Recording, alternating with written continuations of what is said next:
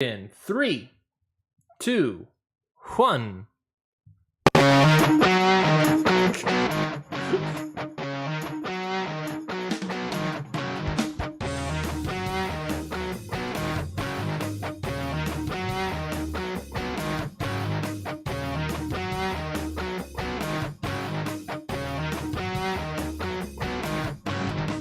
Hello, everybody, and welcome to Ring Post Radio. I just blew my ears out on the own theme that hurt so much. It shocked me so much. Thank you, everybody, for joining me on Ring Post Radio, joining us on Ring Post Radio on this fun daylight savings time day. We're excited. We're amped. Does our bodies feel like it's 8:25? Sure, but our minds also feel like it's 8:25. That's fine. It's 9:25 officially. We're here. We're ready. We're talking about sort of a lighter week in terms of wrestling stuff, but a lot of decent news items that came out this week as well, and we'll cover that as well in Ring Post Radio's Sunday morning radio hour, 2-hour show. I'm your host, Ryan Knightsey, and with me, as always, is the man, the myth, the legend, Scotty Edwards. Scotty, how you doing? I'm tired.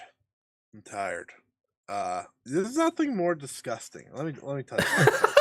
There's nothing more disgusting than seeing the hours change In person? Like, it's 1:59 and then it's 3. It's like, I'm gonna throw up. But I am here. I am ready to talk about something. I don't know what, because I haven't been paying attention. But I didn't ask this week, and it's gonna make me pay, maybe, because I didn't ask Ryan what the rundown was. But I didn't have to watch that much, I guess, based off what he already told me. So we're off to a good start. And I have some jokes along the way, I'm sure. So let's ball, Ryan. Yes, we are ready to ball. We are ready. I'm at the 3-foot line, and I'm about to throw it up and slam it down, as the kids would say. I'm pretty sure. Kid would say that, but sure. I haven't played basketball since 7th grade. Went out as champion. In 7th grade, we were the 7th grade basketball champions, and I retired that day. My jersey hangs in my middle school gymnasium as a champion, and it shall never come down. But today, I'm bringing down the ball into the rim, into the hoop, and bringing it home, Bill Walton style. How does that make you feel? Are you jazzed? Are you Utah jazzed about it? Is this enough basketball references for you folks? I'm awake, and I'm better than ever. Let's get into the goddamn show, because starting off our starting lineup of 8 news bits. That's right, it's the News Rambo. I'm playing the piano. The News Rambo. I got 8 news topics for you, Scotty. And just like last week, that went off without a success, or with a success, I should say, rather, of you picking up the news numbers. And that's what we're going to talk about. So you got 8 options for you today of news items, all of varying importance, I would argue. And maybe I ranked them in importance. I don't know. I actually wasn't paying attention when I numbered them. So Scotty, you got 1 through 8. News Rambo. Bum bum bum bum bum bum bum bum bum bum bum bum bum. News Rambo. 1 through 8. Scotty Edwards, the man, the myth, legend, has picked. Hit me. I believe that's a 5. I'm sorry. I visually understood. Visually understood. Audibly, I couldn't. And for our listeners, I forgot we are technically a podcast, so I guess that's fair. That is fair. So number 5, or number 5. It was announced on Friday that the first inductee into the WWE Hall of Fame is none other than Mr. 619 himself, Rey Mysterio, coming all the way from his lonely days in WCW and losing his mask to a random autograph signing in Maryland, where a young man once saw him for half a second, as he was the sleepiest I've ever seen him in his life, because I'm sure he didn't want to be there, to now being inducted into the WWE Hall of Fame Rey Mysterio. It was also announced that Conan, his former tag partner, his, you could argue, maybe a mentor as well, since his involvement with AAA, of course, will be inducting Rey Mysterio into said Hall of Fame. So, how do you feel about Rey Mysterio and Conan inducting him into the WWE Hall of Fame? I think it's kind of crazy that Rey Mysterio is the second active wrestler to ever go into the Hall of Fame. Because the first time was Ric Flair, who they then retired the next night. Not looking good for his WrestleMania match against Dominic, is it? Yeah. I was like, wow, is he gonna retire? This makes no sense. Yeah. But he did say that he wanted his last match to be against Dominic, so maybe Rey Mysterio's getting ready to shut it down and say goodbye, which would be pretty nuts. I would be upset. I think Rey Mysterio is still way too good to be retiring. But if it's his decision, it's his decision, and cool for him. Obviously, okay, fair to say, the WWE Hall of Fame, they just pick whoever the hell they want to put in. But guess what? So do all awards, pretty much. So I don't give a shit. Not all awards, all Hall of Fames. They just pick with extra people. But Rey Mysterio is what you would call a first ballot type guy. One of the greatest luchadors of all time, if not the greatest. Countless great matches, countless great moments. He delivered every promotion he was in. And I'm happy he was able to come back to WWE and kind of write the end of his time here correctly, because the last time it ended wasn't all so good because of how his knees ended up. And the worst thing he ever did was give us Dominic, so appreciate you. Here's a question for you. Dominic bad, yes. Well, yeah, I mean that's known. That's known. This is maybe a more harder question to answer. Is Rey Mysterio the most famous luchador of all time? Now you could argue easily in Mexico, I would say is not, because there are many more famous, Santo, probably. Yeah, many more famous luchadors in Mexico. But Rey Mysterio has certainly got global, international, my world extension of fame. So is Rey Mysterio the most famous luchador of all time? I think so. I mean, someone's gonna come on here and say you're an idiot, but that's fine. I can't think of anyone, and maybe this tells me my answer. I can't think of anyone else more famous. I think he's certainly the most famous modern. I think that's easily modern, number one, without a doubt. Yeah. Because there's El Santo, there's like Blue Demon Jr., who were very famous. Mm-hmm. Blue Demon Jr., I think, had like a TV show on like Disney in like Mexico or something, for example. I think that was about to happen, but then I think that fell through. Well, that still, he was going to. But Rey Mysterio would have had that TV show. Rey Mysterio would have that TV show. I think worldwide probably is Rey, but I could be wrong, and I may be wrong, but I think everyone who's even a slight wrestling fan, it's all about what luchador is able to break the wrestling world seal. Who's gone through that to be known? Which isn't many that I can think of, because one, I'm a wrestling fan, so how the hell am I supposed to know? Two, I just can't think of anyone that may have done what Rey's done. I think Rey's done a great job of being that popular. You say masked wrestler specifically? Luchador. It doesn't necessarily have to be masked, I guess. Yeah, it's probably him. I'm trying to think, because when you look at when you're like in Mexico or you're like any other place that like sells masks, whose mask is getting ripped off the most? 100% it's Rey's. You can always see like a mask that has the cross in the middle, where that forehead is, the eagles coming down. It's always Rey's mask that you always see like ripped off in any That's like true. place, any mask place. I was trying to think of other. I was trying to think of what other mask I see there, and it is like a El Santo, just like a straight, you know, Yeah. uh, blue demon. You know, just straight. I guess Atlantis, just straight blue. I was It'd be thinking. El Santo or Ray, I'm guessing. I was gonna say maybe like L.A. Park. I don't know. I don't think so. I don't think as famous as Ray. Surely Penta's pretty famous in the football world, so that's true. maybe when we're all done, said and done, maybe Penta just shocked the world and is known by more people. He has the coolest mask of everyone. That's certainly true. Matters. Yeah, it's either Ray or El Santo. Also, Hall of Fame news. It is believed, it is reported that the Great Muta, Keiji Muto, hold on, was it Keiji Muto or the Great Muta? I think it was just the Great Muta. The Great Muta. Is also going to be inducted into the WWE Hall of Fame. We don't know who will be the inductee. I could probably guess Nakamura just because of the relationship and the explanation that Nakamura could probably have.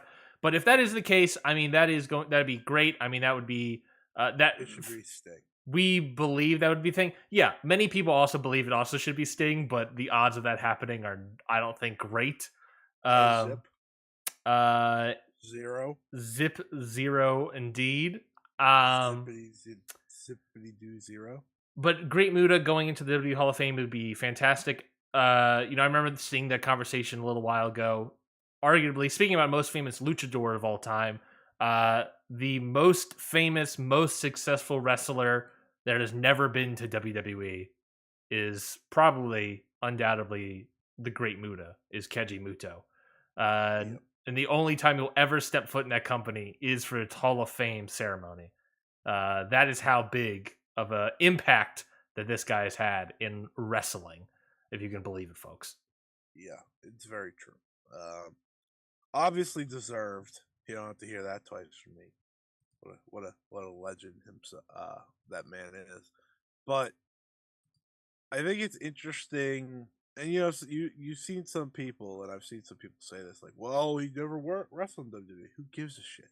Yeah. This is supposed to be a pro wrestling Hall of Fame at the end of the day. They've shown that multiple years in a row. They have this big legacy of legacy inductees where they put in a bunch of old guys, old guys and girls. They've put in Inoki, they've put in and I understand Liger had one match in there. Shut up. Okay. NXT.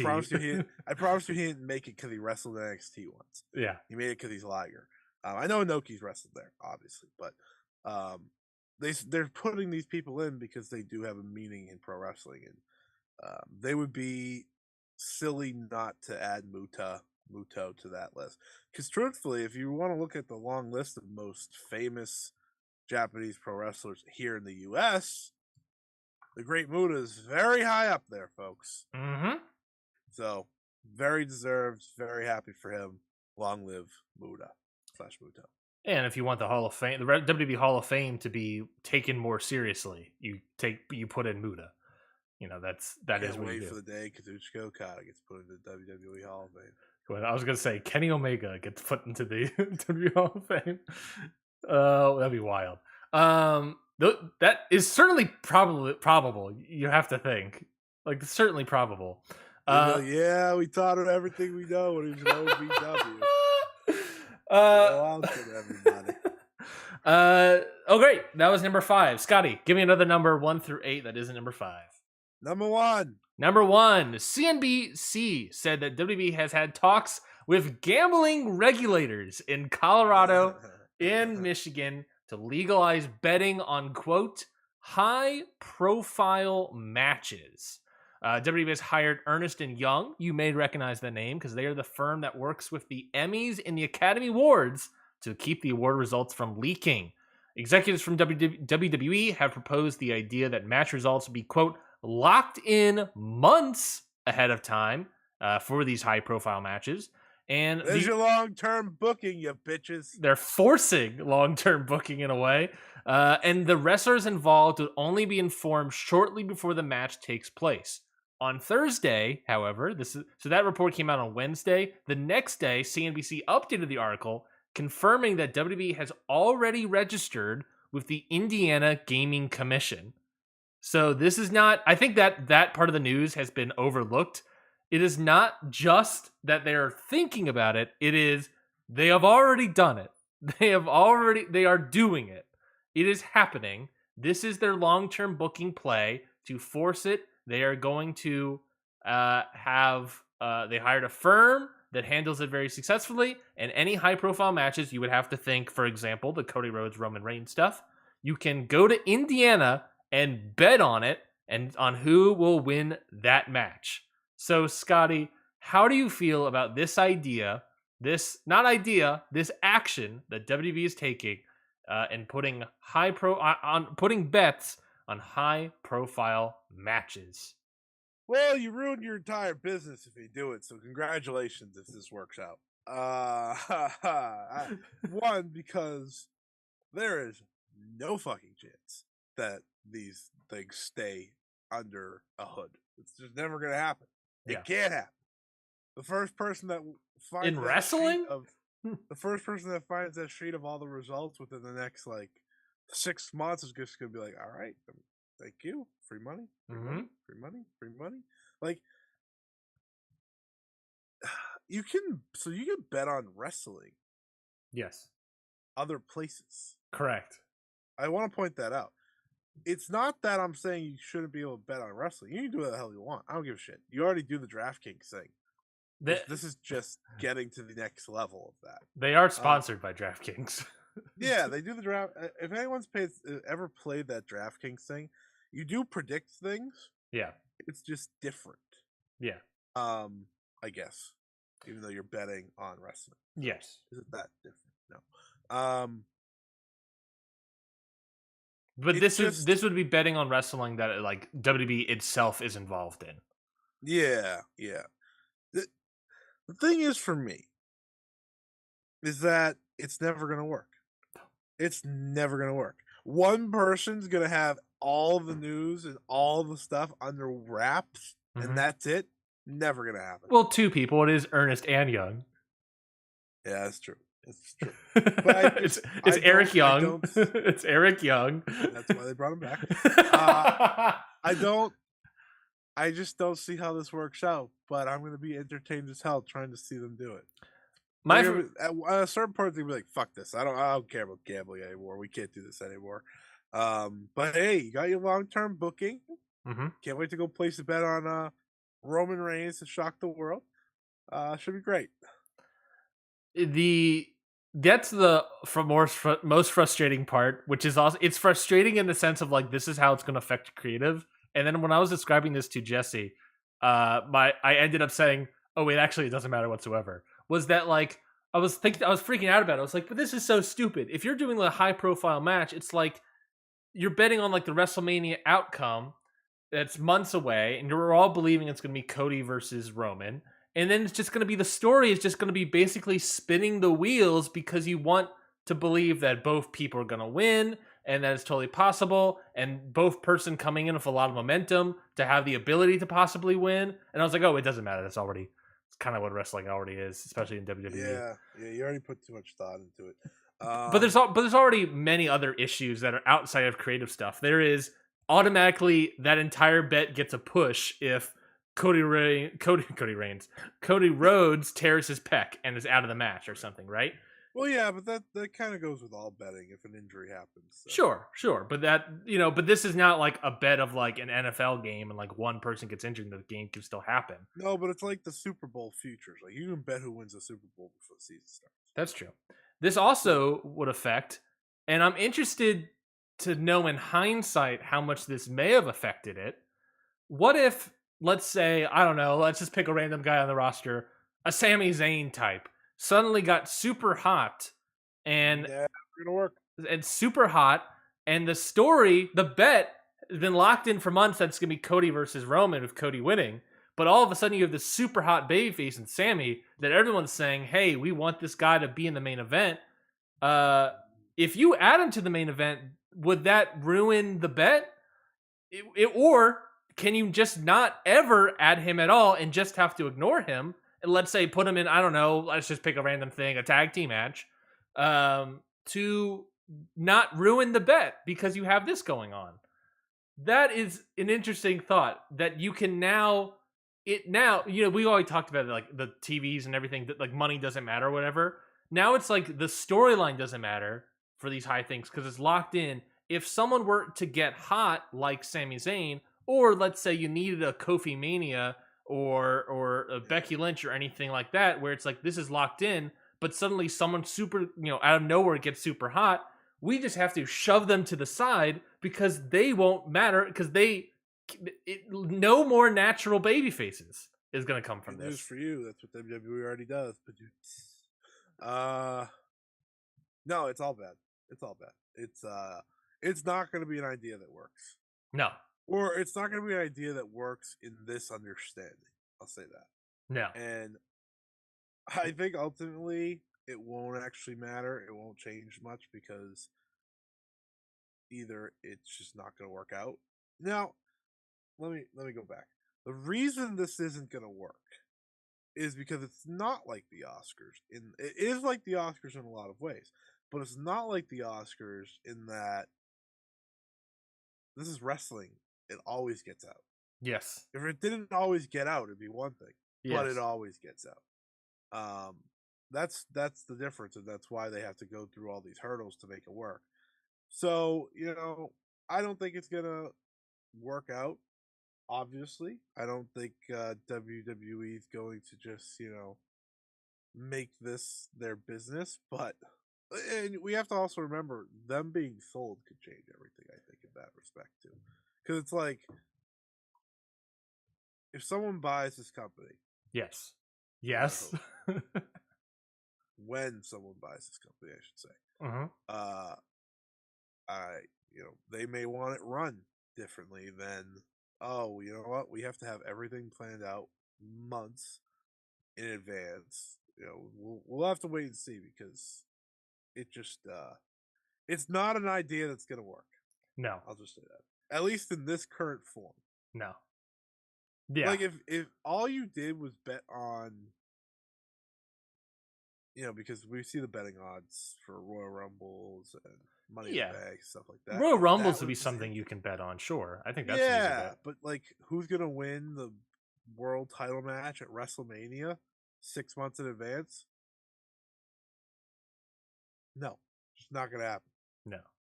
Also, if this was like territory days, and this is what this is what we're doing, like territory days, 100% there'd be a worker out there that doesn't know the result until day of, finds out they're losing, puts millions of dollars. Let's say they were like not the favorite to win, puts millions of dollars on themselves, forces the result to be they get the win, and then cash out and never be seen in wrestling ever again. Just force. Oh, I win, and I get the money. I've seen Pulp Fiction. I know it can happen. I saw some. So this is actually good timing. So for some reason, yesterday, I watched the NWO bio, like the A&E biographies. Yeah. I watched that, and I was like, I can't stand Hulk Hogan, and I can't stand the NWO, so it happens to all work out. And they were talking about how like the night at Starrcade when Hogan didn't want to lose to Sting, and Hogan was like, "Yeah, no, I said it would work. It'll be fine." I was like, "You fucking liar." And Bischoff's like, "Yeah, Hulk had a problem. One time, the only time he had a problem with his creative power." Okay, Bischoff. And then before the segment's over, they're like, "Yeah, I forgot what happened." I was like, "What? Shut up!" All of a sudden. And the reason I bring this up is because there's always going to be some creative differences. Always in pro wrestling. It's going to happen. It finds out the day of that they're losing. Yeah, just imagine. Not going to work for me, brother. Like, imagine Roman Reigns was told like a year and a half ago he was going to drop the Universal title. Yeah. And he'd be like, no. The day of, he'd be like, "No, we're not going to do that." And then what? Then the betting's ruined. Also, how locked in is the story? Like if it was locked in at SummerSlam, is it like They open up the Ernst and Young opens up the award envelope and it says The Rock is the WWE champion. Uh oh. So essentially, this is what has to happen for this from now on. This will have to go. This will have to become a TV show to the very, very, very, Yes. very end. In that you're pretty much writing in seasons now. You're Yes. not writing in day to day. You're not writing in live. You take the complete sports aspect out of it, 100%. Yes. Which is So ultimately what WWE wants to do. yes and no, because that's, however, comparing themselves with the sports is how they get so much money from TV people. Yeah, So it's good because luck. it's not like you're betting on like a football team winning a game or something. It is like you're watching The Walking Dead and you're betting on who's gonna die at the end of the season. Sure. Like that, like that is like essentially like that in terms of like we're building up the story to get to this point. There could be other issues. There could be contract negotiations. There could be all this other X, Y, and Z factors That's what it into would it. be now. Yeah, If you were able to bet it like it in the current form, it would be more like a Super Bowl type thing. yeah. Not saying it would be, because someone would have the answer of who's winning, who's losing. Either way, this is the dumbest fucking idea they've had, and that's saying something because they're so dumb. Yeah, it's not a great idea at all, and it's happening. And I think again, I want to stress that part. It is happening. Indiana has already started. Colorado has bowed out because they don't allow bets for like predetermined storylines, so that can't work there. What was the other state? Command Z. Michigan. Who knows? I don't know their state laws or anything like that. And you know who else states might show up, but it's just like a wild, just hilarious. Like, oh my god, what are we thinking? Because it won't work out. It won't work out. All right, 2 through 8, Scotty, but not 5. What are you picking for our news Rambo here? Boom, boom, boom, boom, boom, boom. 2. 2. Big news that came out late this week. AEW and Warner Brothers Discovery are currently finalizing a deal for a third weekly wrestling show. On Saturday's edition of Mat Men, Andrew Zarian reported that AEW and Warner Bros. Discovery are closing on a deal to add a third AEW show to the schedule. Similar to Rampage, this would be an hour-long broadcast. While the official particulars are unknown, Zarian recently tweeted a hint that led people to believe it would be on Saturdays at 6:05 p.m., the previous day and time of WCW Saturday Night on TBS. He could not confirm that, however. That is just a rumor that he thinks, that's just what he thinks it would be. But ultimately, what we learned is we're getting a third TV show of AEW, similar to Rampage, happening soon. So huge news for AEW and WB. Sorry, not WB. AEW and WBD, a company that hates having AEW on their property so much that they're giving them another TV show and another hour of wrestling. So, Scotty, how do you feel about the upcoming show, AEW? I think the belief is that it might be called Collision. I think it was because I think they have that. I think they have that copyright. I think it was Collision, but whatever the show's going to be. How do you feel about this third AEW TV show on its way? I'm not gonna get my hopes up. Not going to get your hopes up. Why is that? No, because Rampage sucks ass. Oh, I see what you mean. Not getting your hopes up in terms of it happening, but it being good. Yeah. I don't give a shit about it happening or not. It's gonna happen. Mm-hmm. These things are usually true. Every report we ever hear is that this, Warner Media loves them and they gave them all access. Yep. They worked together to reform the title name named after Shazam. Like, guess what, people? They like each other. Congratulations to them. Yeah. But the show's probably gonna stink. that's the unfortunate part. But I thought about this when I started. I said, then you need to start doing Rampages live and recording Collision ahead or after those. Agreed. Depending the city. That's the only way to make Rampage good, and you can make Collision the new Rampage. Yes. And it's been a constant trend of like a live Rampage tends to be better. If Warner Media loves this company so much, maybe we can get a better time for Rampage. This is Rampage, baby. I hate 10 p.m. on Friday. I do hate too. it. I And guess what? Tony definitely don't Khan watch it probably until next does day. too. Yeah, I definitely don't watch it until the next day. You know how I know Tony Khan hates it? I've watched him book it.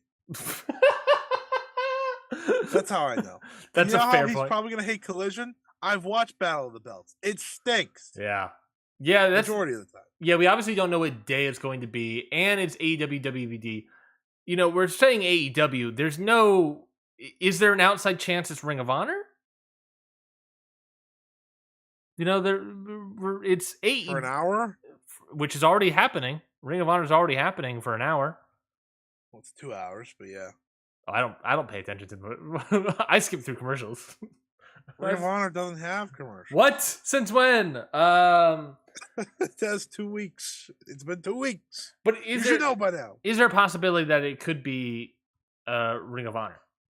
I mean, and just bring it down Tony to an hour. was like, well, I have this little toy over here. Yeah. But I doubt it, just because they probably want the AEW name attached to it. Then they could do AEW presents Ring of Honor. I was about to say, follow that up. My backup question: if it's not Ring of Honor, do you think Tony Khan regrets not mixing the brandings and just calling it AEW Honor or AEW Ring of Honor presents? No, because Tony Khan's the type of guy that doesn't like to take a history away from things. Yeah.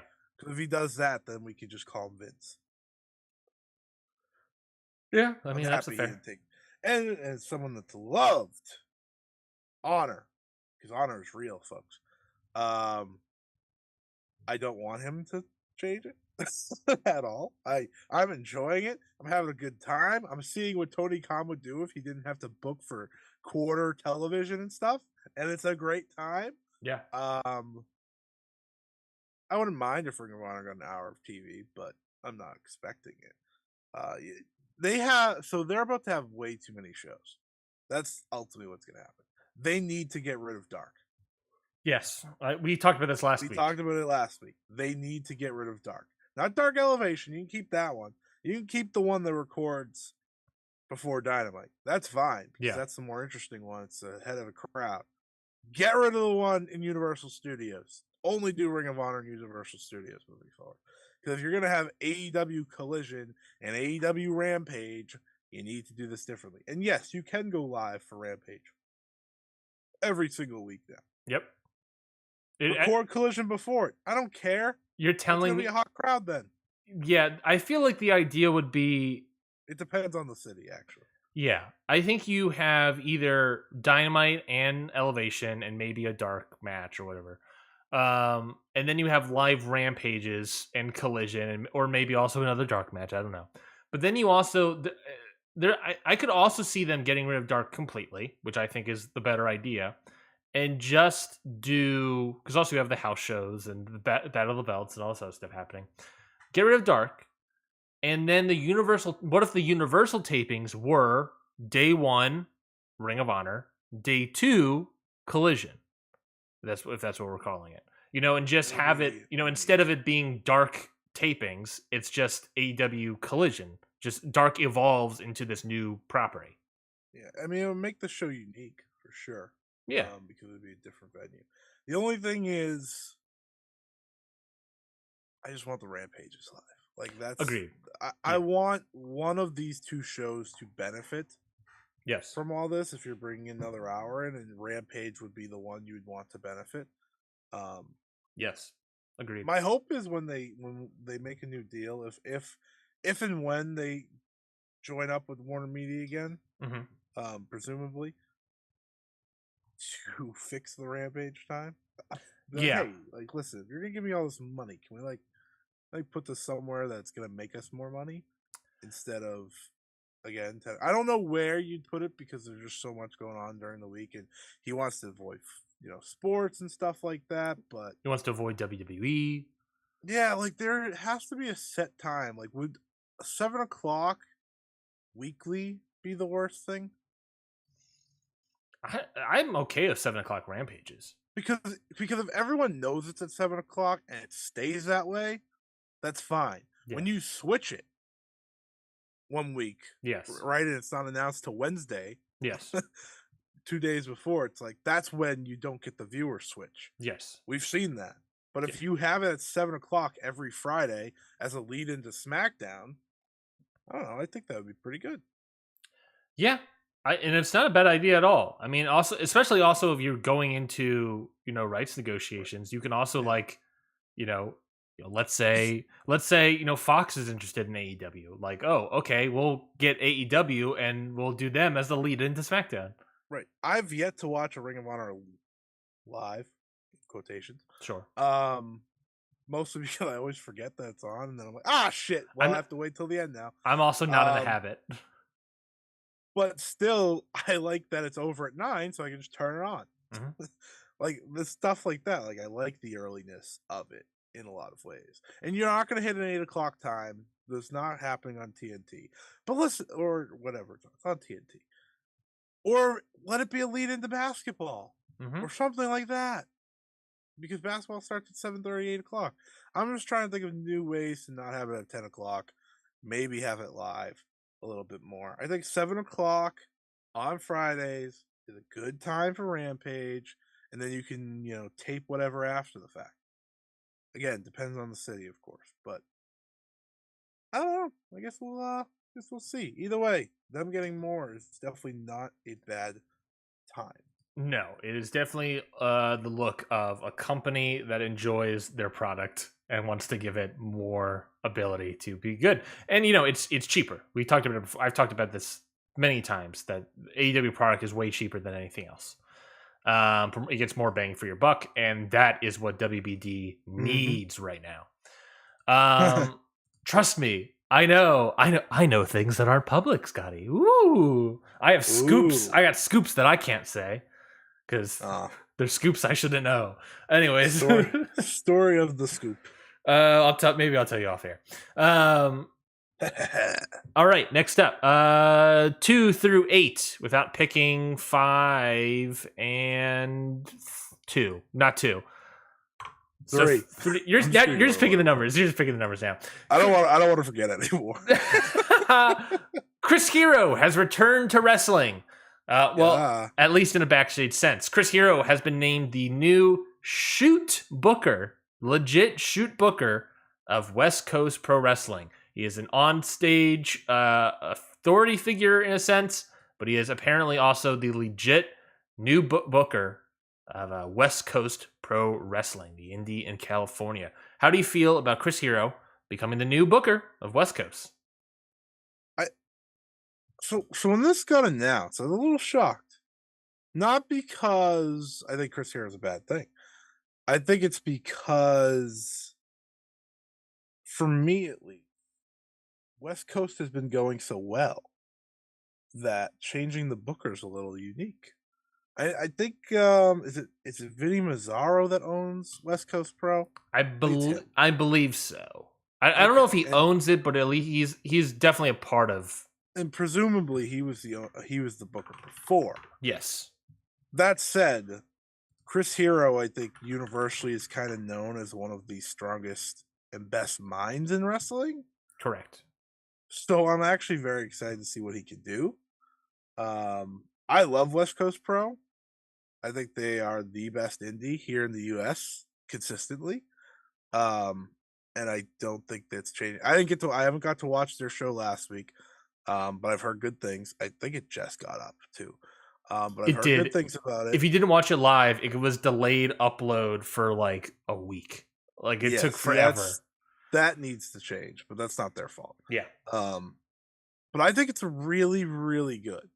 It's between them and Deadlock right now here in the US. And having Chris Hero as your lead, that's a good thing to me. That's a very good thing. I mean, I can't say for sure because he hasn't started booking yet, but I like him. I've always liked hearing his mind for wrestling. Mm-hmm. He has a very deep knowledge too. Like, whether it's Joshi, Puro, Indies, TV wrestling. Like, he has a very good knowledge. So I wouldn't be shocked if he was part of the reason Aja Kong's coming in for them. Truthfully. Yeah, it's a question of, because I believe Aja Kong was announced before Chris Hero formally came in, so it's a question of when at what point did he formally come into the company. Right. But Right. but either way, I wouldn't be surprised if that was him. I Yeah. wouldn't be surprised if they continue to book more Joshi and Yeah. book more Puro talent. And no matter what, the best part about this is him being around them. He's Yes. going to teach so many people to be great because he is great. He may not have made it in WWE and stuff like that. Who gives a shit? Like, Yeah. he is the guy who is one of the key parts of the best Ring of Honor, Yes. right? With, teaming with Claudio and the rivalry with Punk and stuff like that. So I'm excited. Like, this is a indie promotion going out of their way to try to improve. Correct. That doesn't happen enough. And not just in terms of their talent getting better and getting training, not in terms of, and I agree. I thought their booking and their all this stuff has already been pretty good. Yeah. They had solid world title booking. They didn't really have a lot of. They had some undercard stuff, but I think this can depends. We don't know how Chris Hero is going to be, but you would have to think this might be better for booking because Chris Hero is a great mind in wrestling. But then also what this is a huge, not huge, a pretty big PR blast that goes out there saying, hey, West Coast Pro is a company that has Chris Hero. Remember him? A great, to that those are the people that say, oh, I loved Chris Hero back in the day. I would love to see him. And Chris Hero I could see Chris Hero maybe wrestling here and there if you really wanted to in West Coast. Sure. But he's there, and it might get people to be like, "Oh, let me go check out West Coast Pro because that's the Chris Hero show." Yeah. Number two, that's really big in terms of PR blast that I think is something that is actively missing. And you brought up DPW, which we also know is happening with this. It is announcing that, hey, West Coast Pro has a booker that is actively booking storylines. It was always, we weren't quite sure and all this other stuff. We know of DPW that they have bookers. But the idea of indies having formal bookers making storylines for the wrestlers. There are indie promotions that are already had bookers. There are already indie promotions that already had, storylines, but we're talking about like Ring of Honor. Everyone's got something happening. And this guy's job is to just figure out the storylines of that company. And hopefully that presentation of we're taking this seriously in terms of storylines. We're not just going to be an indie promotion that has a bunch of dream matches on it, quote unquote dream matches on it. We're going to be out there and actively trying to become the next.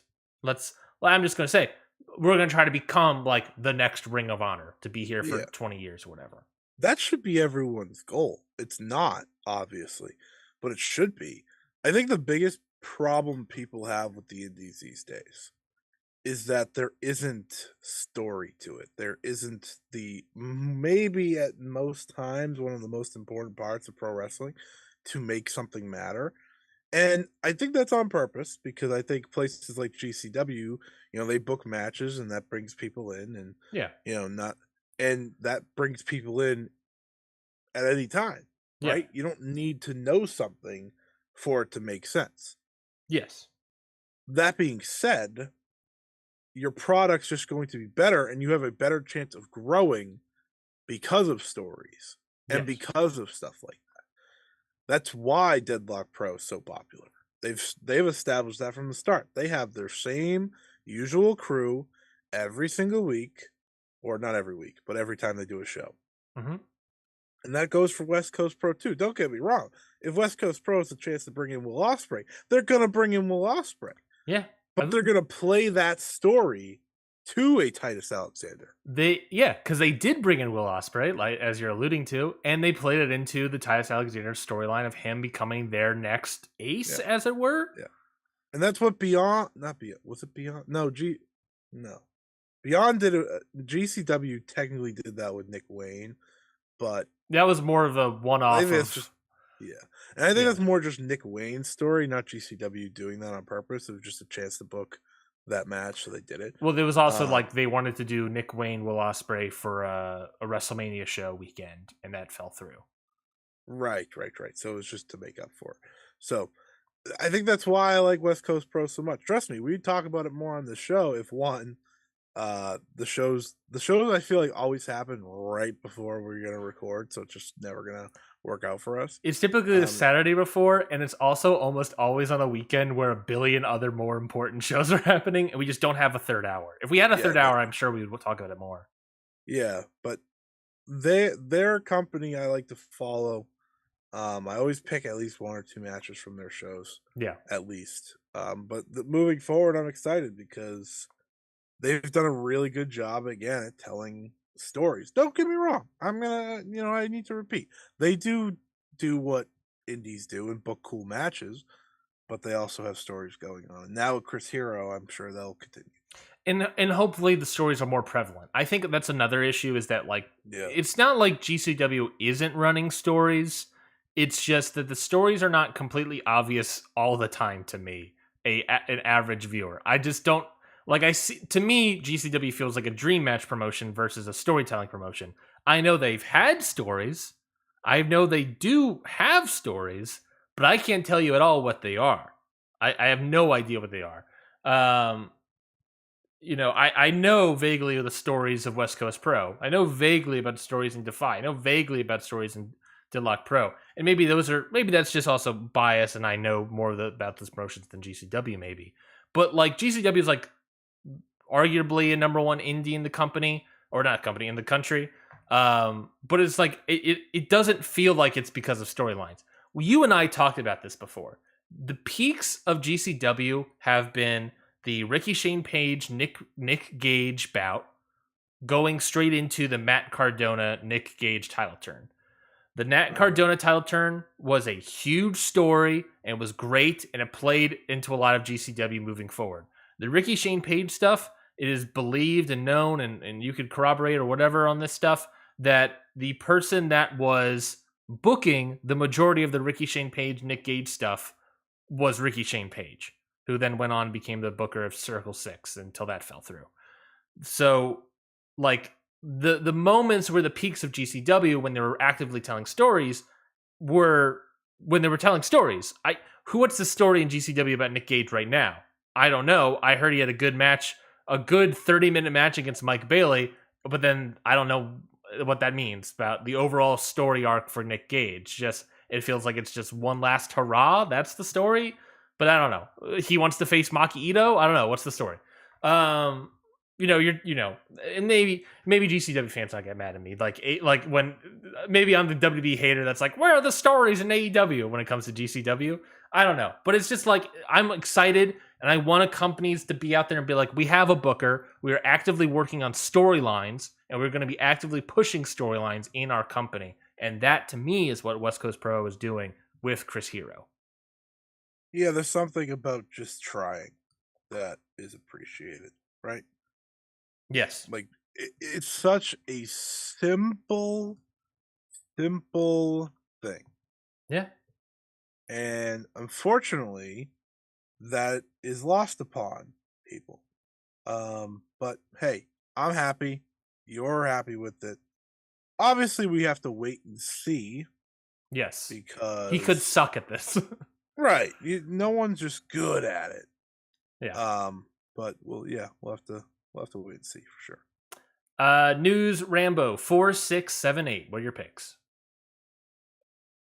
Yeah, just do it in order the rest of the way. You're done. You're done with this bit. I can tell. Number 4, contract news. We got two little bits of contract news. First up is this is like a 4A and 4B. This is Saray is leaving WWE. She will be returning to Japan on May 16th at the event Sarayism at Shinjuku Face. So yes, Saray, the former NXT talent that came in, that took forever for her to come into the company. And then she finally came into the company. She lasted as her normal self for a little bit. Then she became like a Sailor Moon, teenage girl that turns into a wrestler because of a god, sun god amulet thing. Very Lucha Underground character, I felt like. Lasted a month. I think I only had a feud with Tiffany Stratton. That was it. And now she is leaving WWE and heading back to Japan. How do you feel about Saray formally leaving WWE? Thank fucking God.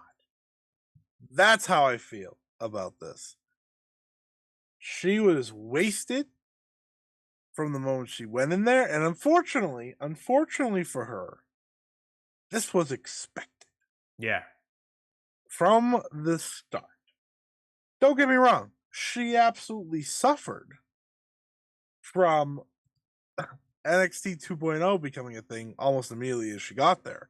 That just went from okay, it's gonna be tough for her to she has no shot in hell now. It Because was also reported that like a lot of the reason she fell off was like people like Regal getting out of the company. yeah, that which you know goes hand in hand with the 2.0 thing. Yes. Um and the best way to describe this to people who may not understand is that she she isn't like EO.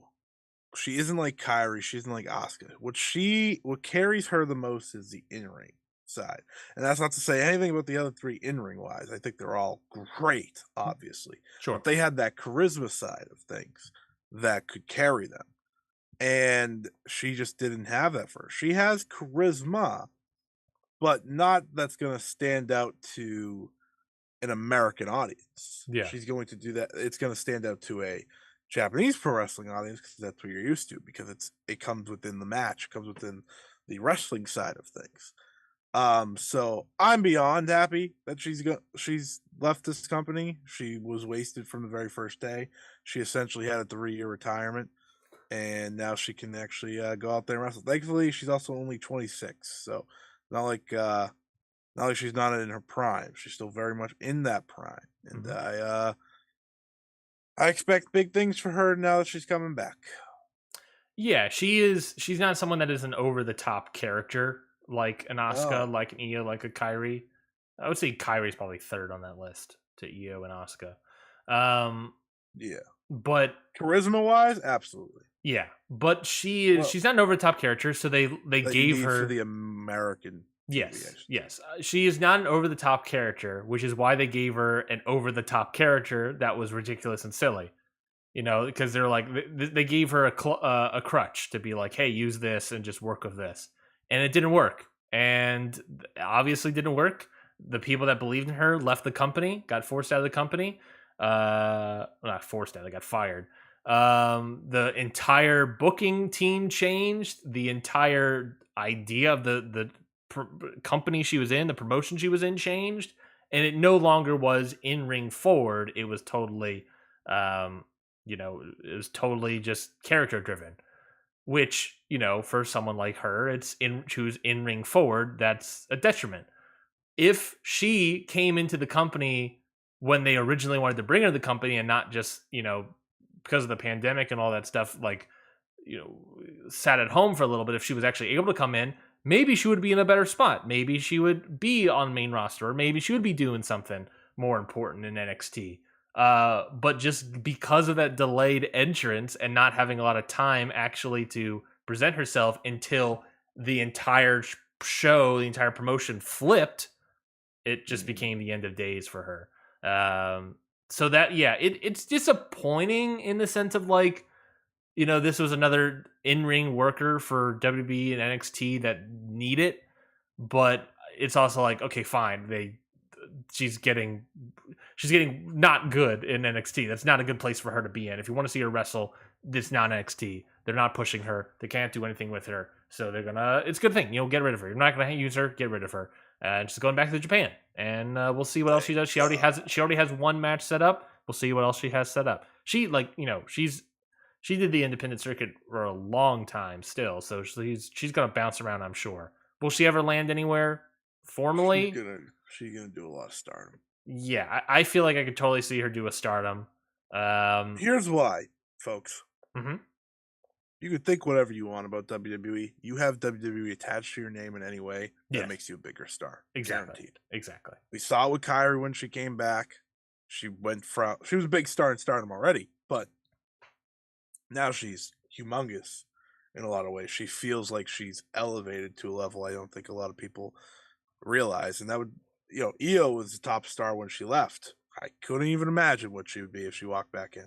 Yeah. Um, Sari, she didn't spend a lot of time there, like we said. She didn't have a lot of matches there, but she got there. And Yes. people are going to realize that.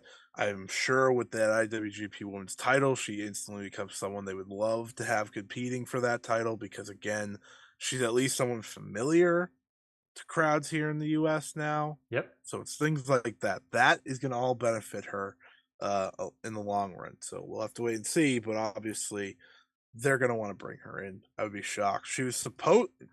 People that don't know, she was supposed to have a match against Mayu Iwatani for the World of Stardom Championship long ago, but she signed a contract with WWE and it forced them to not do it.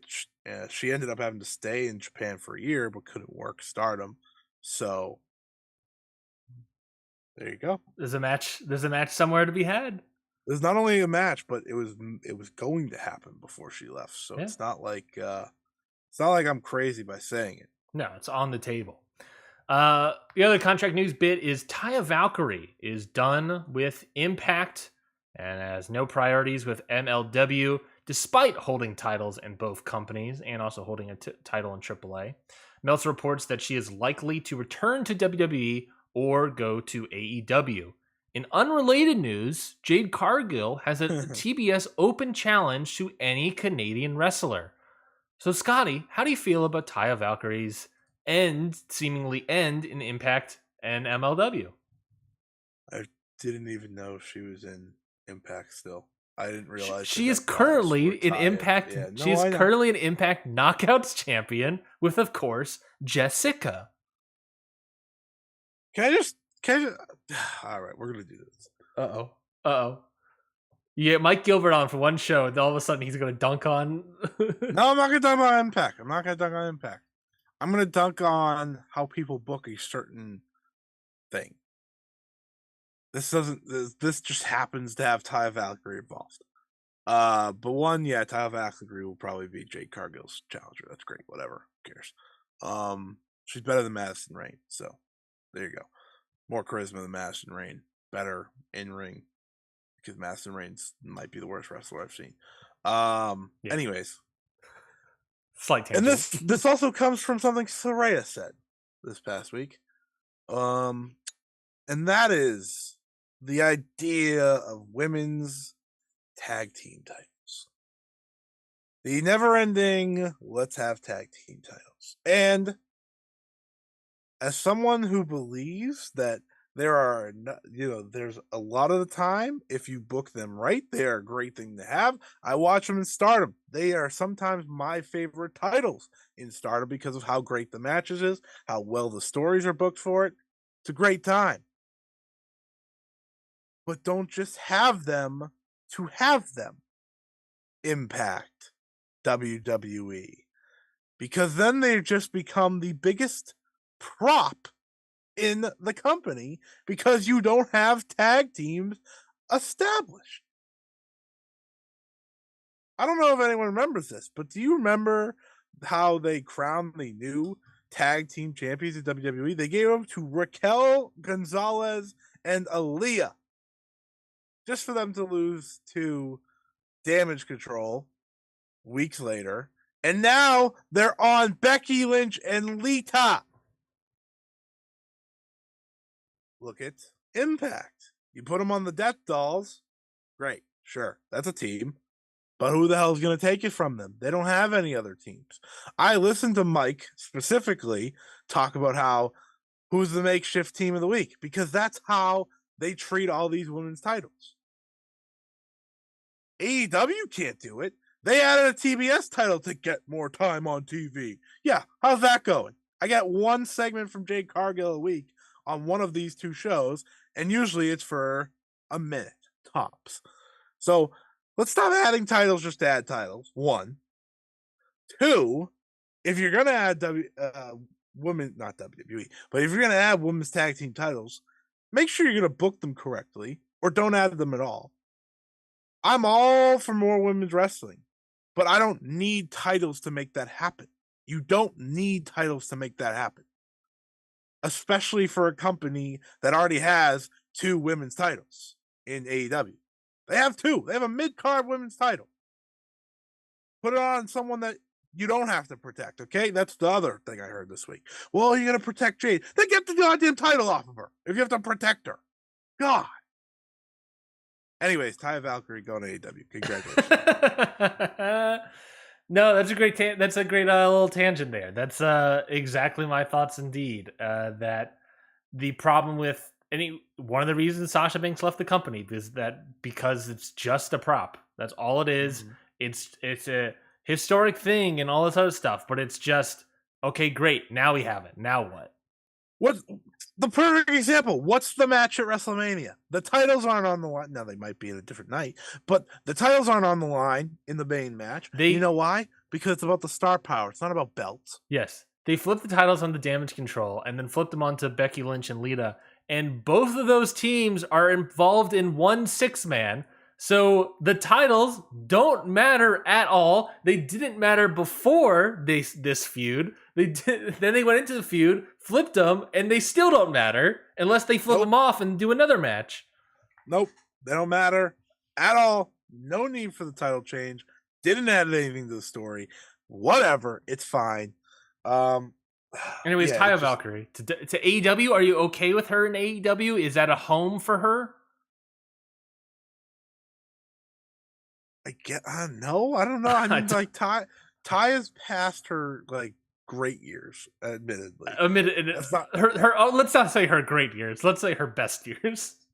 Yeah. I'm not. I'll sit here and say I'm not a huge Taya fan. No. But what I will say Taya has is good charisma. Like, she has good charisma. I've seen her cut good promos, so that's great. Mm-hmm. I don't see the fit either way for her. Yeah. Going back to WWE, that'd just be so dumb of her. But if you want to, go ahead, go get the contract. Sure. Go get the big money. You're married, you do whatever you want. Go get the money. I would love how they treated. I would love with how they treated Taya Valkyrie in that company and how they fired her like as soon as she bought a house in Orlando to go back to WWE. Just like, well, okay, I'll go. Well, the way I look at it for AEW is, okay, well, you brought Madison Rayne in. Yeah. So, I get it. Can't be worse. Can't be worse.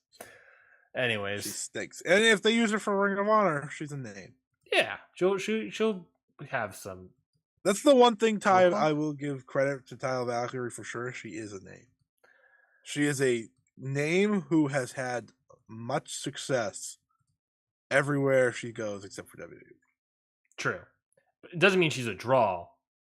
No. But she's someone to add. She's someone to add. If you want to add to the roster, add a name.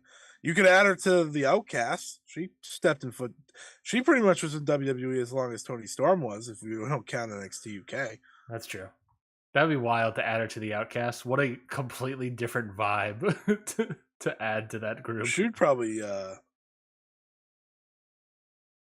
she might be their best promo. I don't know. I thought that Ruby Soho promo was pretty good. So you and I had different disagreements about the Ruby Soho promo. Because the moment I hear "you people," I'm out. I'm gone. I thought it was the best "you people" promo I've ever heard. I think they're all bad. So fair enough. All right, I'm going to talk about the Ruby Soho promo. So she made some really good points. Because I did go back and listen to it after I rolled my eyes at the "you people." Sure. Once you were able to stomach the "you people" part, you were like, okay, let me actually hear her. The funniest part is when she came back to the end of how she turned on people, and then I was like, you were literally like the loudest cheered woman at the start of the year. But that's fine. I get it. Sure. She used great points though, because I remember all those moments. Mm-hmm. Yada yada yada.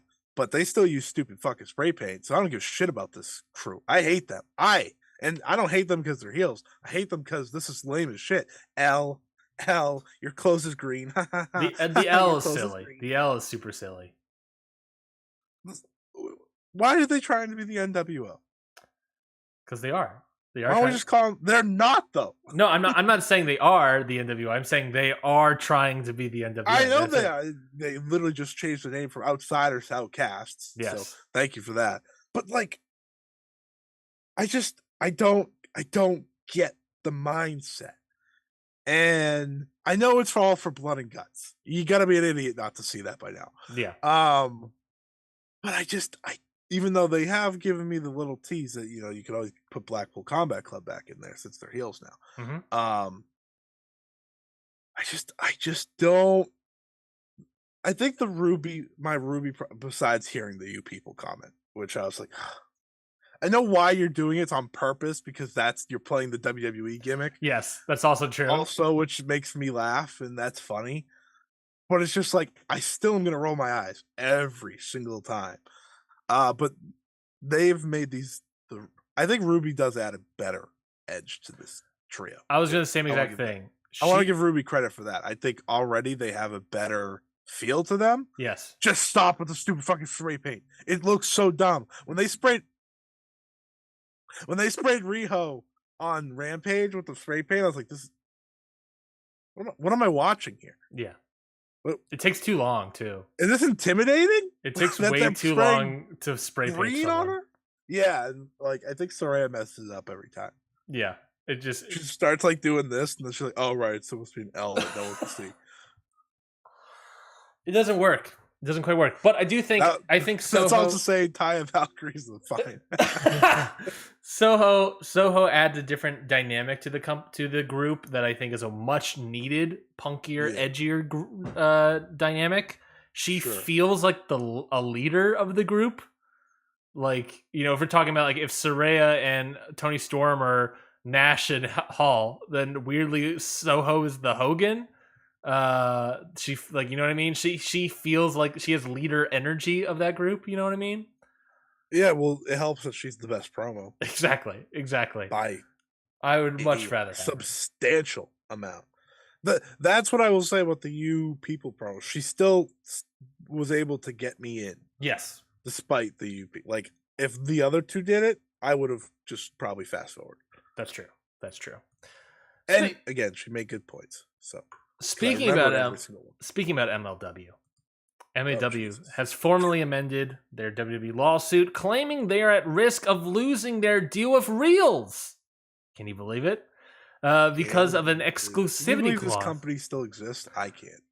Because of an exclusivity clause WWE has with NBC Universal's Peacock. As part of trying to meet the court's demand for more evidence, the updated filing claims WWE has 92% of the total market share, with AEW controlling 6% of the market, leaving 2% for everyone else. I'll ask you in a moment if you agree with those numbers. Additionally, the updated filing also included WWE's efforts to block Ring of Honor from running Madison Square Garden in New York City during WrestleMania weekend, as further proof of the aforementioned predatory practices. Another note was that they are also claiming that WWE was trying to get Swerve Strickland, who was their champion at the time, which is true. But he's in this as well. So yeah, MLW amended lawsuit. They're still going for it. They brought up the point of, we are losing our deal with Reels because of this Peacock thing. So that was the idea last week, and it became true this week. And then, of course, I just love the WWE has 92% of the market share, with AEW having 6%. I don't quite know if that's accurate, but sure. What did you think of this amended lawsuit? 1, watch the tweet I just sent you. 2, why do I still have to care about MLW? So for preference on the clip that I sent you, it's a fan cam, and it looks so bad because that motherfucker was never gonna hit them. You sent me a clip of Jay Lion and Midas Black wrestling in Hog against, I'm gonna say, Amazing Red and somebody. Jay Lion, who is a lion. Midas Black is the ringmaster, has a hula hoop in the ring, which is a ring in a ring. Jay Lion does a dive. This is one of their big spots. He does a dive through the hula hoop out to the outside. As he dives to the outside, Amazing Red grabs a chair, slams it home into Jay Lion's skull. Yes, I just wanted to send that to you because the fan cam shows that the Lion was never going to hit either of them. Anyways, no. On the MLW side of things, I can't believe this is how they stay relevant, is fighting WWE. It's their only way to stay relevant. Now, the market share thing. What? 92%? Is that in terms of money? Is that how we're going? Like how much money they're worth? Like I think so. I think that's what they're claiming. He says 92% of the total market. That is what Meltzer wrote. I couldn't tell you what AEW is worth. I can tell you they're probably not worth $6 billion. Yeah, I'm not giving you Vince's number. Get out of here. Yeah. But it seems like a lot, anyways. Yeah. And market share is like, comes down to eyes and stuff like that. Blah blah blah. Yeah. But anyways, to MLW. Obviously, it's very smart to use the Reels thing. Why wouldn't you use the Reels thing? It's brilliant. It might give them a chance. But I just don't see what they're going to get out of this besides money. They're not going to get people that give a shit about their promotion. That's for damn sure. They're not going to give, nothing that comes from this is going to help MLW as a promotion. It's just going to maybe fill Court Bauer's pocket a little. That's it. The thing about the Reels thing, by the way, I love it because you're right. It totally use it. But if this is now part of it, if I was WWE's lawyers, I would then be like, well, yeah, but you got a TV show with Reels during this lawsuit. Isn't that against what you're arguing? Yeah. Yeah, it's like, WWE, because of our exclusivity with Peacock, is not allowing you to get a streaming service, but you got a TV show. Like that's something. That's not nothing. You went from YouTube to TV. Like, that's pretty good for you guys, right? That's what I would say about Reels. They were on Pro Wrestling TV, actually. My apologies, sir. Which, by the way, I have a little complaint. You've had several complaints, 3 news bits in a row. Many complaints because everything is reminding me. Pro Wrestling TV has Warrior Wrestling now. Yes, which is already half of my complaint. I'm very angry that they're not on Fight anymore. That being said, they uploaded the extended version of their show, the first show of the year that they did. I think it was Warrior Wrestling 27. The extended version had 1 second of the Lucha main event. The extended version, Ryan. Yes.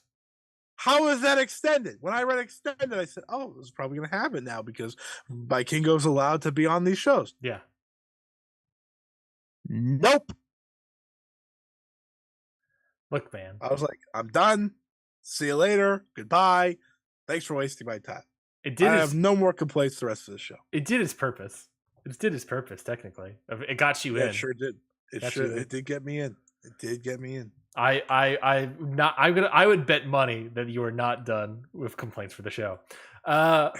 Forbes sports media money managing editor Mike Ozanian recently wrote, Wells Fargo Securities thinks Fox is not likely to renew SmackDown at a higher price, and it's possible we can see SmackDown split between Fox and linear and a streamer, or the entire night move off and likely accretive, I've never seen that word, to Fox.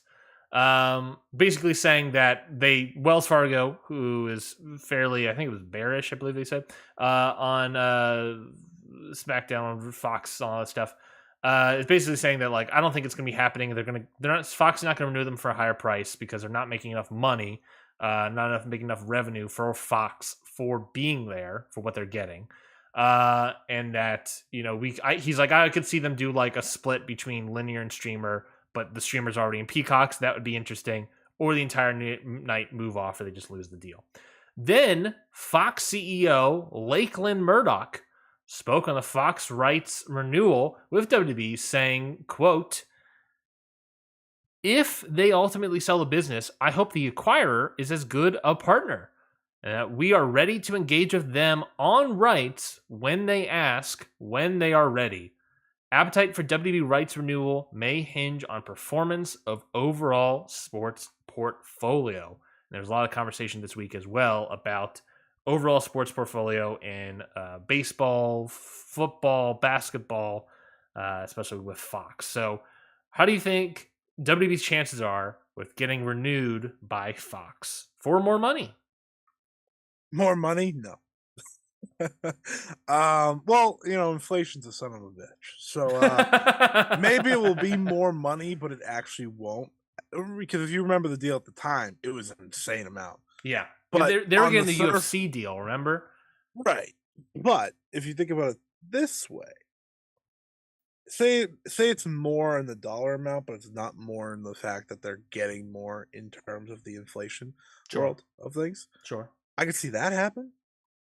If Fox, wants to keep a live show on their networks, because at the end of the day, SmackDown still does good in terms of viewership Yeah. on the nightly basis. They're typically number one, if not number two. Yeah, and it's weird because you don't necessarily want to just get rid of the number one show on cable every Friday, but you don't want to lose money either. So that's the thing. I think conversations will happen. I don't think Fox will be like, "Yeah, we're done. See ya." Yeah. But ultimately, I do expect them, probably back on USA Network or something like that. I think that's the best way to look at it. But with the live aspect, which is always, that is always a player, they could get a good deal from someone Yeah. to stay, no matter who it may be. But if you're Fox and you want live, like I said, live coverage, you want the number one show on cable every single Friday night, Yep. nothing's gonna beat SmackDown. And I could say all my things about SmackDown. They've put effort forward to give them good talent every single time, Yes. or at least Roman Reigns. That being said, we've also in the past heard complaints about WWE on SmackDown with the whole Peacock stuff of like, Right. oh, we don't like that they're advertising a competitor streamer versus our stuff. That's probably why I think they will break away more than anything. Yeah. It'll be stuff like that. If that wasn't the case, if they weren't on Peacock, they were still pay-per-views, I would cry. If they were still WWE Network, like regular WWE Network, Yeah. I think this deal would have more life to it. Yeah, because when they bought the rights to SmackDown, WWE Network was still around. There were 2 world champions. Yeah. And Yeah. they were and rights deals were not, well, they were super inflated really at the time, but they were still they were on the up and up. They were still doing good. Now in this world, it's like, well, SmackDown's not making enough money for what we're getting, but that we knew that they're ultimately WWE wrestling all the stuff as like a loss leader. We've mentioned that before of like AEW as well. It's like they're making money, which is great, but it's also like they're not meant to fully make money. They're meant to like advertise other shows, other Fox properties to people. That's ultimately what these things are, these live sports are. But the idea is, if it's a loss leader, if the idea is that we're going to lose money, but are we getting more bang for a buck on the back end in terms of watching other properties and stuff? Is SmackDown on Fox doing that? Well, we know they're losing money. Is that outweighing how much money they're gaining from other things, from watching other live sports that Fox owns, from watching original content that Fox is making? Is that happening? Is what that $27 million of loss in revenue enough of an outweigher? That we don't know for certain, but that's the question for Fox and WWE. If they get more money, I would be shocked. They are not happy. They're not happy about the streamer. They're not happy about the streamer. They weren't really happy when it became one world champion, but it was just like Roman. Okay, that's fine. Roman's not a draw though, so that's another thing. But Cody will be champion, so maybe that will help them. Roman's not a Cena he's not a top draw. No, like if he shows up, it's not. He's not a needle mover. It's not changing things like a Cena appearing or Anyways, continue. But ultimately, it's not between a relationship in Fox and WWE and the relationship between like USA and WWE or even AEW and WBD. Fox and WWE seem like the most like we're business partners. That's it. That's all we are. It's not like a great relationship. It's just like just black and white. I feel like if Fox wanted to give them more money, Fox will want more from WWE in terms of content or in terms of some other aspect. Maybe like an And I original can show. see them willing to give that. WWE? Oh yeah, they don't give a shit about giving content. They already have so much. Yeah, but I can totally say like, oh, main event becomes like a Fox TV show, you know, Yeah, like I can see giving them a something special else. event, Yeah. maybe quarterly or something like that. Yes. Too. They would have to. I think they would have to have something more so that they Yeah, can get. That would also off put the extra money, off put the loss in revenue. They would need something more out of it. I don't think it's completely dead in the water because I think WWE, obviously, if they get a good money in any form from Fox, it'll be hard to pass up. Yeah. But like you said, it's going to take a little extra, I think, to make that work. And, you know, still, that's good. Now, that all being said, if Saudi Arabia, the probably current number one, buys WWE, does Fox they go. does Fox want a TV rights deal No. with Saudi Arabia? No. The answer is no. Do they want to pay? Not, and it's not that Saudi Arabia is paying them to broadcast. It's Fox then pays Saudi Arabia to have shows on their network. Does Fox want to do that? I can't see a reality where they do. No. Because I could see them accepting money from Saudi Arabia, maybe, but I can't see them paying money to Saudi Arabia. That'd be a wild thing for them to do. But who knows? Who knows with this world? That would be a huge. I think that's another aspect to it. It's like a lot of the media rights deal stuff is super linked to the sale acquisition of WWE. It is super linked. It like whoever buys this company is going to determine the total future of this company. Like if Saudi Arabia got, we already saw with golf, like what they're trying to do. They're trying to get a foothold into America with all these other sports programs, but nothing's really taking. If they do that, then that's a huge thing that they have, huge foot into America. But would TV networks be okay with that? I don't know. Would a company called USA be happy to be paying Saudi Arabia? I don't know. There's something very Arrested Development about that. It's I don't. At the end of the day, I will say I don't expect them to be back with Fox. Yeah, I don't think it's. I just want to note there's a shot. There's a shot. It's definitely not a 0% chance. No, it's just not a high percent chance. I'm like 60-40. Well, that's a good number. Yeah. If they're sold to Saudi Arabia, it drops. It drops significantly. Yeah, it drops sub 50% for me. For now, I think 64 is a good number. And then the last news bit, and then we'll talk some New Japan Cup. We'll actually talk some goddamn wrestling, folks. This has all been wrestling. This is all been about. I got angry a lot. You got angry a lot. And almost none of it had to do with any of the news we talked about. That's true. Well, maybe this will get you angry, or maybe this get you deflated. You have to know what this news topic is going to be. It's the mustache. The mustache is back, baby. Because obviously that's the most important talking point of this whole bit. Vince McMahon is back. That's right. I said it last week, and then he showed up on Raw. If you can't think I'm on top of this story, then you have another thing coming, folks. Vince McMahon is back, and this time in person. Reports this following Monday were saying that executive chairman of WWE, an alleged multi-time sexual harasser, was backstage at Monday Night Raw in the gorilla position. The man was sitting there. Reports were saying that Vince was there only to see his close personal friend John Cena, and that he was not involved with creative, that Vince McMahon was not involved with creative, despite previously being involved in creative in a phone call capacity, and also physically being in the room where creative happens. Unrelated, Johnny Gargano's a nerd who likes comics, and Chad Gable's a short man. Also, Vince has a mustache. That's pencil thin. So, Vince McMahon, physically back in gorilla position, famously creative area for WWE, but only there to see John Cena. Only there to see John Cena.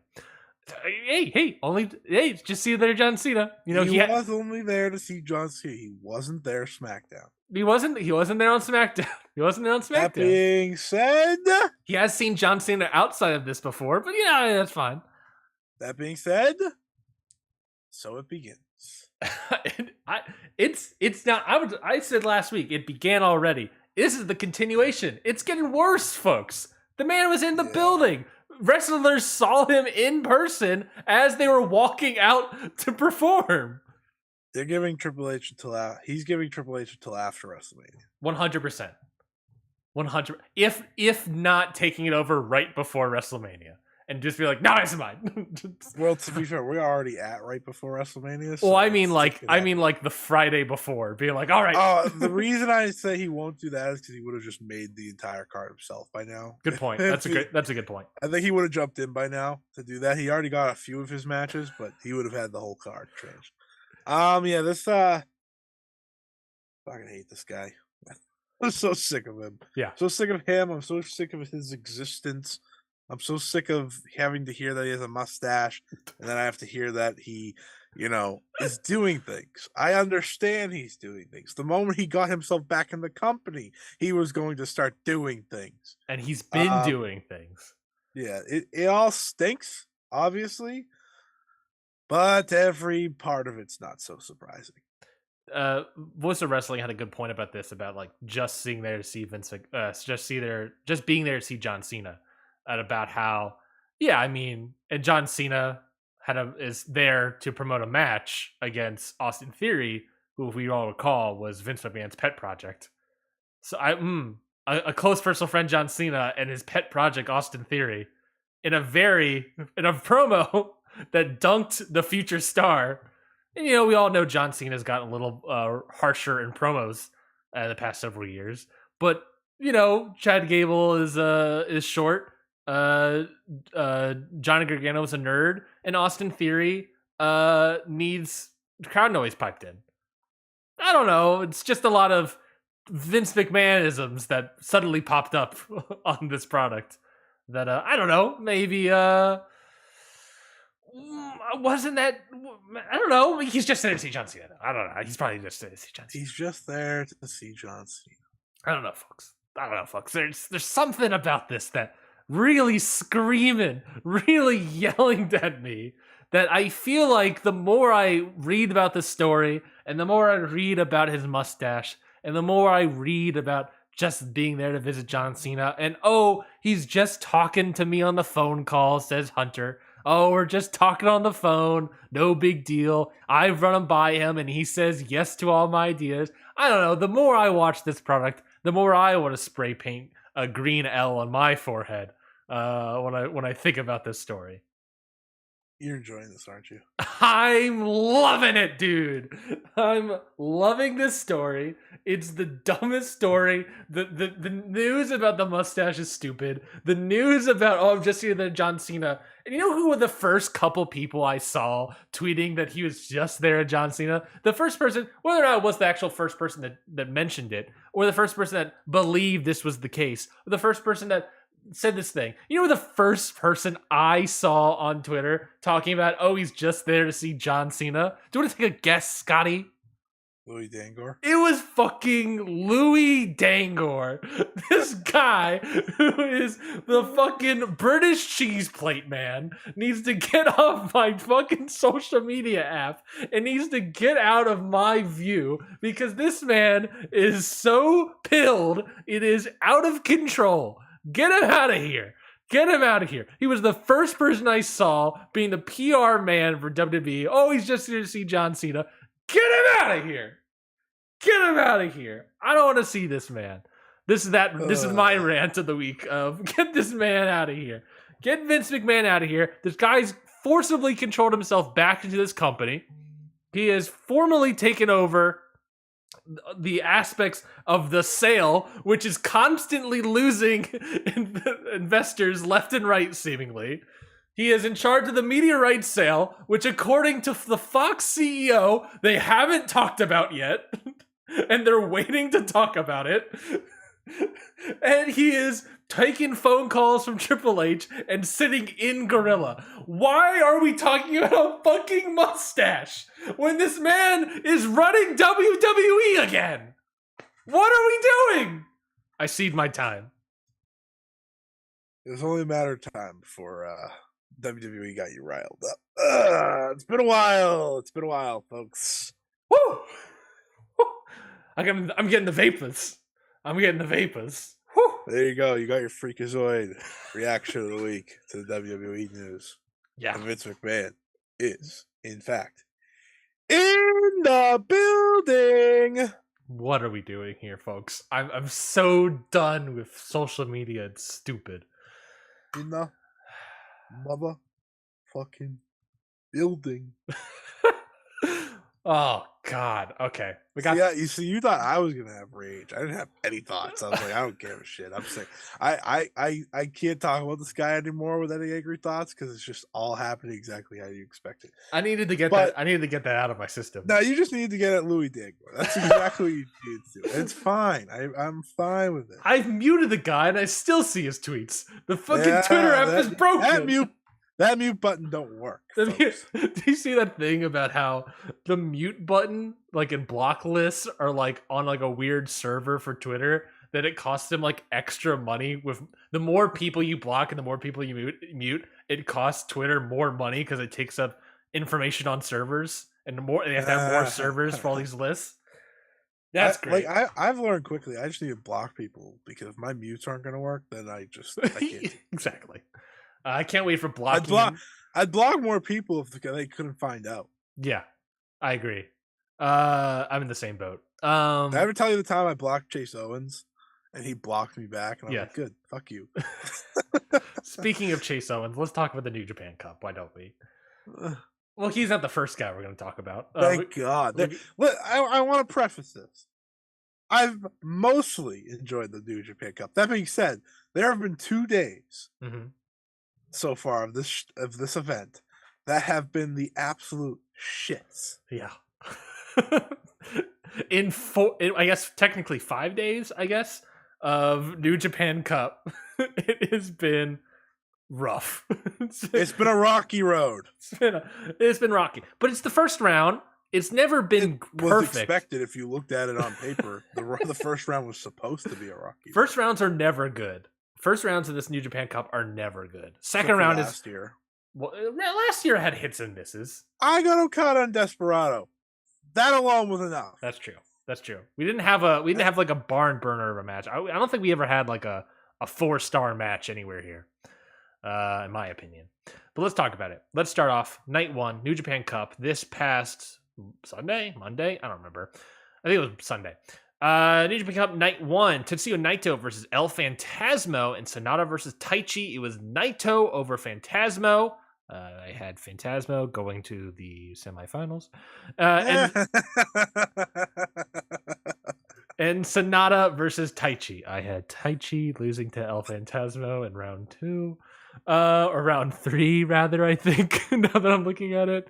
Round 3. I had Taichi going to round 3. What did you think of these first 2 matches of the night? Naito and Phantasmo was solid work. Good match. Phantasmo's figure. I you know what I said after this match? I said Phantasmo fits heavyweight much better than he fits junior. Yeah, he's trimmed down on the silliness a lot, which is very. We said it before about like he has sort of like that Omega push. Very Omega. He's trimmed down on the silliness. He's getting more serious. Yeah, and I liked that about it. And Naito's gonna win roll ups for the rest of the time. I've decided that's just his New Japan Cup year. Yeah, baby. Which is fine. I think it's very funny. And then I actually really enjoyed the main event because it was a Taichi match, not a Sonata match. Yes. Yes. And we're gonna talk about this later with Sonata. We'll talk about a Sonata match later. This guy has literally said, "I'm better in shorter matches." So what do they make this guy do? They make this guy wrestle for 30 minutes. I am. What are we doing? We'll get to that. We'll get to that. Hold your horses. This match with Taichi, 25. Let me 24 minutes and 27 seconds. The match with Taichi, but better, is my favorite so far. Really? It Interesting. is. It is. I have it right there with 2 other matches, but this was hard hitting. It was King's Road like because Tai Chi's badass, and Yeah. we love Tai Chi, and I wish Tai Chi would get more of a push. Um, and this was a Sonata match where I thought Sonata looked good. Mhm. And the thing with Sonata is he can have good match. Yes. It's not that he can't. No. It's just they make him do things that are so beyond that it doesn't matter. Whatever. Continue. This man, I want to see Sonata in the goddamn TV title picture. Get him out of here. Oh yeah, he'd be great in that. I watched him in that tournament. He was good. Yeah, he was really good. Yeah, Sonata's not a 30-minute classics. He is an old school 15-minute guy. Yeah, I thought both matches were good. I think it was less on the Sonata Taichi match than you were, for sure. But I thought both were still very good. Naito Phantasma I thought was solid. I didn't really have like huge thoughts about either of them. Besides like Phantasma's looking like I said, he dropped the silliness a little bit. I like Sonata's new finisher, the sort of like DDT finisher thing. I thought looked very good. It looked, I think Kenta sold it like way better too, and it was like beautiful. Unfortunately, it's like the move that Velveteen Dream made once upon a time. Yes, that's where I recognized it. Yeah, that's. I was like, I always liked this move. Who did it? I was like, right. I was sitting there like, who did this move previously? It's a great looking move, and Sonata with the right guy like Kenta, like smooth as hell, sold great. Hey, you know, I prefer it's a good move. I prefer Sonata having it, I guess. Yeah, it's a good move. I Yeah. want to say that too. I like it a lot. Night 2 / the 51st anniversary event of New Japan. We'll talk about the tag match as well because I think that's important as well. Was the main event. I just want to say I watched the junior tag. Oh, okay. Do you want to talk about that as well? I want to see how Leo and Hiromu did. Yeah, so that was Leo Rush. I'm going to do this from memory. Leo Rush and Yo versus Hiromu Takahashi and Bushi. Yes, God, good job. baby. So these two are gonna have a great match. Yes. They're only slip ups, and this is the first time they went against each other ever. So their only slip ups is because Leo was too fast. Insane. Which totally makes me feel like, man, if this was a match that happened 5 years ago before Hiromu's injuries. Yeah. Now, I think it's gonna work out because now they're getting used to each other in these preview tags, so it's gonna be great. But I was like watching it, I was like, wow, this is really good. But he was too quick for him. But that's otherwise, it's exciting. It's exciting because I think they're gonna have a good match. And when is that match scheduled? Do we know? That's the New Japan Cup final. Perfect. I can't wait to see that. That should be very good. Was it a tag match worth it, or was it still like, oh, you're going to see it for Leo Rush Hiromu preview? Well, that was pretty much the whole match, so pretty good. Okay, there we go. It was worth it. I watched it and I didn't walk away disappointed. And a reminder that Yo is a lot better because of Leo. Yeah, I agree. Speaking about watching a match and not leaving disappointed, Shota Umino versus Yujiro Takahashi. I mean that sarcastically. I thought this match was. I gave it a 2.5. Did not. Yeah, I did too. That's kind of what I expected. So not like I didn't really expect higher. No, it's Yujiro after all. Yeah, it's big juice. The best line best line of all time, Kevin Kelly saying, "Nothing brings you back to pandemic wrestling like Yujiro Takahashi." Yeah, that was funny. Best line in the history of commentary. The few things I had in mind after this match, well, not in mind, but their story is actually pretty cool of how Yujiro used to be like kind of like a big brother / someone to Shota when they were on the road, like they'd play catch and stuff like that. Yeah. So I learned that along the way. I thought that was cool. Because Shota's dad wasn't there to help him to play catch with him. Yeah, I guess not.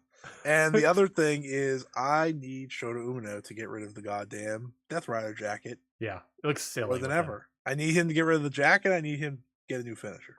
I don't know if I said this before, but I cannot wait for G1 post G1 climax. Yeah, we talked about that after the Naito match. The guy needs to find himself. The guy is Moxley, Naito, and Tanahashi all rolled in one, which is nice. but it's not. Yeah. He's still playing those characters and not being his own guy yet. And he needs tournaments like that.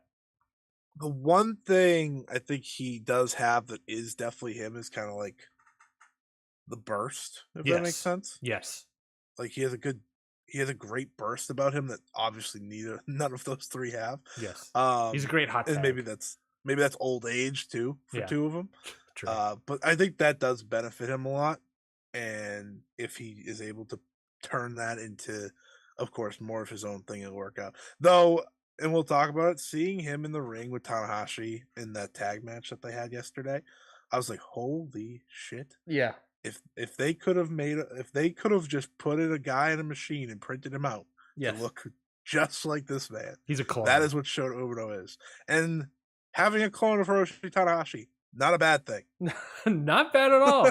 Just got to live up to that expectation. We'll see what happens.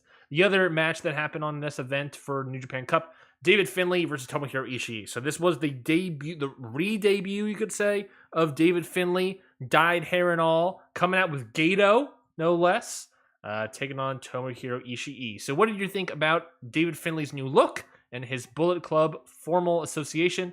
And what did you think about this match against Tomohiro Ishii? Got a great laugh out of them, very much harping on that Gato has went from Kazuchika Okada to Jay White to David Finlay. Feels like a demotion. Feels like a demotion. It sure does for a guy that runs the promotion. That being said, I'm in for now. Oh. Because the match wasn't a Jay White match. It was hard hitting. Yeah. Well, no, because Bullet Club is cheating, yes. slow, methodical type stuff. Sure. He didn't do any of that, and I have to wait and see though, because he wrestled Ishii. Yes. I need to see him wrestle someone that's not that style. Agreed. Because I like I think David Finlay looked. I liked most of his look. Some of it's I'm getting used to because he dyed everything. I think cool it on the Just for Men just a little bit. Yeah. When the beard was like weird. Yeah, the eyebrows were weird. That too. But I think it's a good overall switch for him. Mm-hmm. I think I'm gonna like it in time. For sure. Switchblade. And I walked away saying, well, maybe he does have the answer. Maybe he is the answer. Yeah. Maybe he is the answer to that next international main event star. He could be. It's still early. I don't know. But I liked the first showing for sure. But again, he wrestled Ishii, so I gotta wait. Yeah, we gotta wait on time. I thought it was good. Like it was solid, very good. Finlay Ishii. It was distracting a little bit, and you're more studying like the changes in Finlay, if anything else. That's true. It's not meshed yet. Again, I'll put him in the cooker. I'll say I can't wait for a post G1 Climax David Finlay when he figures it out and puts it all together. But we'll see how it fans out for him. Yeah, and then switching the Bullet Club for a guy like him is very interesting. Agreed. He's replaced his Jay White, so that's if he has these rough and tumble matches all the time, I'm in. If that's his style as a Bullet Club guy, I'm in because no one else is that style. Yeah, have House of Torture do all that stuff, and then Bullet Club be more formally right. That's the one thing with Jay matches that sometimes threw me off is that he would have the cheating and have like Gato would get up and get up and be like, oh my god, please stop. Yeah, I'm sure that will happen because that's why Gato's there. Yes, but it won't happen as much, and I'm okay with that. Agreed. And he still has the shillelagh, so let's go. The main event of this show for the 51st anniversary event was Hiroki Goto and Yoshihashi Bishamon defending their IWGP Tag Team titles against the Dream Team, Kazuchika Okada and Hiroshi Tanahashi. So what did you think about the main event of this show? What a freaking atmosphere, folks. Holy crap. This match was great. This building was rocking. Yeah, baby. And it got me so into it. I wanted the Dream Team to win so bad. But it was really cool to see Yoshihashi and Goto get this big win. They are such a good tag team. Yeah. Like, it's underappreciated at this point how good they are.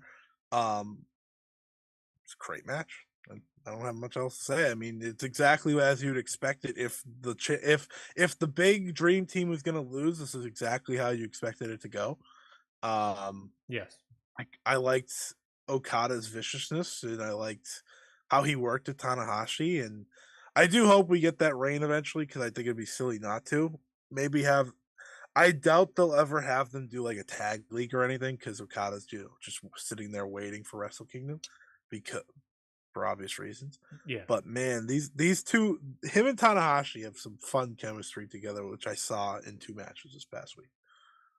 Yes, it's an interesting dynamic too, right? Yeah. Because it's like Okada is just a hard ass, and Tanahashi's like, Oh yeah. "All right, I'm still here. I'm still doing my thing." I'm Tanahashi, and then it's Okada's like, "Shut up, we're going. we're doing this." I love the dynamic, and Yeah. Bishamon, like I said, fantastic. Yeah, they've found it with Yoshihashi, by the way. Like this Yeah, match, they and then sure have. and then seeing the singles match of Kyle Fletcher, and granted, it's also Kyle Fletcher, who Did I think is a really good Did I wrestler. tell you I call Saito Stardom's Yoshihashi? I'll take that as a compliment. That's what it was supposed to be. I said, she may not be a shining light now, but Like, there's there's as something the years there. go on, That's I what can I'm see saying. her rise up a little bit, get a nice tag title run in there, Yeah. have some really cool matches in tournaments. Yeah. Now, so you're saying she needs to find her Hiroki Goto, which of course is Micah? That'd be pretty good team. Ah, that's what I'm saying. That's what I'm saying. Someone's got to change factions over here. Yeah, look at us. We figured it out. That's all I'm saying. It works for Bishamon. Yeah, Yoshihashi's great. I love Yoshihashi. Yeah, he's gotten way better, and this match was great. I went 4 flat. I thought it was a really great match. Yeah, Yoshihashi's great. Goto's great. I don't remember if it was this match or I think he played into it more in the Young Lions match. But Okada was just being like a just unrepenting ass the entire time. Yeah. Was great. Yeah, he's an absolute asshole. Perfect. I thought this match was great. So good. As he should be. As he should be. As he wants to be. Let's stop having him not be an asshole. You guys clearly have found like the perfect recipe for Kazuchika Okada in 2023. Just keep doing it. Yeah, totally agree. If that's because you have to send young people against him, that's fine. I don't care. Keep doing that. Totally agree. Anyways, going from that great match, let's quickly get through night 3, which was first match. Mark Davis versus Toru Yano and Evil versus Ren Narita. I like Mark Davis, but Mark Davis versus Toru Yano somehow, despite a very bad couple matches in this tournament, is still my worst because it was so fucking bad. It was really bad. It was incredibly bad. I gave it a half star. Oof. Half. Oof. I hate Toru Yano these days. I think it was Super J-Cast that tweeted something along the lines of like, we got to get rid of Yano. He's been doing the same shtick for like 8-10 years at this point. Yeah. It is. Yeah. And it's no one cares. It's not just that no one cares in terms of American audiences. I mean in Japan. Yeah, they're not reacting to him. They don't give a shit. They're done with this. Yeah, we don't. Put him with the dads. Get him out of here. Get him out of here. Get him out of here. He does not belong in this company anymore. Put him in DDT. I will be angry if this man is in the G1. I really hope there isn't. I know it's between him and Chase Owens, I can't take. Get them both out. If you only had to pick one, I mean, I'm taking Chase Owens all day. Baby. I'm skipping all their matches no matter what, so it doesn't really matter. Sure. But if I only had to pick one, it's 100% Chase Owens. I do not Toru Yano want any. I don't want him anymore. I understand the whole, you want a night off idea, but like, I don't know who came up with that idea. Was it fans or was it The Office? But if that's the idea, like, great. It's a night off for me watching, I guess. I guess that's what it is at this point. I can't watch a full G1 anymore, and it's because of these two people. Yeah. It's because of Toru Yano. And Mark Davis, I think Mark Davis did the best he could. That's what I'll say. And the next match, Evil Ren Narita. I don't know, man. This was fine. I wasn't jazzed about it. I went 2.5 as well on this. I didn't think this was that great. Ren I Narita looked aggressively fine in this for me. Evil was doing evil stuff. I just didn't care about this. I I don't usually just keep hitting the star ring, but I went a total of 1 3/4. Yeah. It stunk. Yeah. Is it that Ren Narita was not as good, or was it just the evil stuff was just too much? Or a combination, column A, column B? I don't think they worked the match the correct way. If that makes sense. Yeah. Because there is a way to have a great evil match. We've seen it. Yes. Oh, I've seen it. Tamatonga, baby. They just didn't work it that way, right? And I think it's because Evil was winning, so they didn't really ever get to that point. But they can do it with Evil winning. Didn't Evil and like Yoshihashi have a great match once upon a time? Maybe. Am I crazy? Maybe. Like Last year's New Japan Cup? On paper, it sounds crazy. No, they did. In the pandemic, in the New Japan Cup, when Evil won the New Japan Cup, they had a really good, surprising match. All right. In the pandemic. All right. There you go. Yes, I remember that. There's ways to make it work. Yes. This just wasn't one of those. No, it was not. The crowd was pretty bad for the whole show. But I would have been too after Tori got on Mark Davis. I would have been too, knowing what my main events were. I would have left. I would just, I'm good, guys. You know what? Actually, you know what I would have done? I wouldn't have bought a ticket. Yeah. Yeah, that's where was this? Where was the match? That was Koriyama, Fukuyoshima, Japan. Yeah, random ass town and random ass. Gato's hell. That's where this was. This is a house show essentially. That's what this is. Let's move on. Night 4, Kyle Fletcher versus Yoshihashi, and Aaron Harari versus Shingo Takagi. United Empire on top, baby. Abel, I'm bringing the spike close. He's going very close. Kyle Fletcher is your next main event star. Yeah. And listen, I've kind of felt this way for a while. If you look at him, if you see him in matches, he's obviously good. In tag matches. Yeah. I watched his match with Robbie Eagles from Tamachi or whatever the hell it's called. Tamashi. And I watched that and I said, it was pretty good. Pretty good. I think this is the first singles match I might have seen in it. I said, okay, he's in the New Japan Cup solo, so let's see. Him and Yoshihashi go out there, and this is the other match that was in consideration, by the way, with the Sonata Taichi match in terms of my enjoyment. Yeah. In the first round, and they put on a freaking show. Yes. And I was like, listen, I know Yoshihashi's that guy. Trust me, I know Yoshihashi's him. But Kyle Fletcher is legitimately a stud. Yeah. Like, he is probably everything you want in a main event star. He's tall. Yeah. He's, got a good look. Yep. He great in the ring. Yep. He has charisma to him. Yeah. I was like, okay, listen, I'm not trying to break up Aussie Open tomorrow. That is the last thing I'm trying to do because they have a lot of good years left in them. Yes. But 3 years down the line, and this guy's main eventing. This guy puts on a few more pounds too. Puts on some muscle. Yeah, because he's mass. still a little lean. Yeah, he's still a little lean. He's a weird looking lean because like he looks big sometimes, and other times like he's kind of small. Yeah. Yeah, he is your replacement for Jay White. He is your guy. If you're in New Japan and you don't lock these guys up, it's your fault. It is absolutely your fault. Because I think Mark Davis is great. I couldn't be more excited for Will Ospreay and Mark Davis tomorrow. I can't wait to go and watch Kyle Fletcher and Goto. I've heard good things from today, obviously.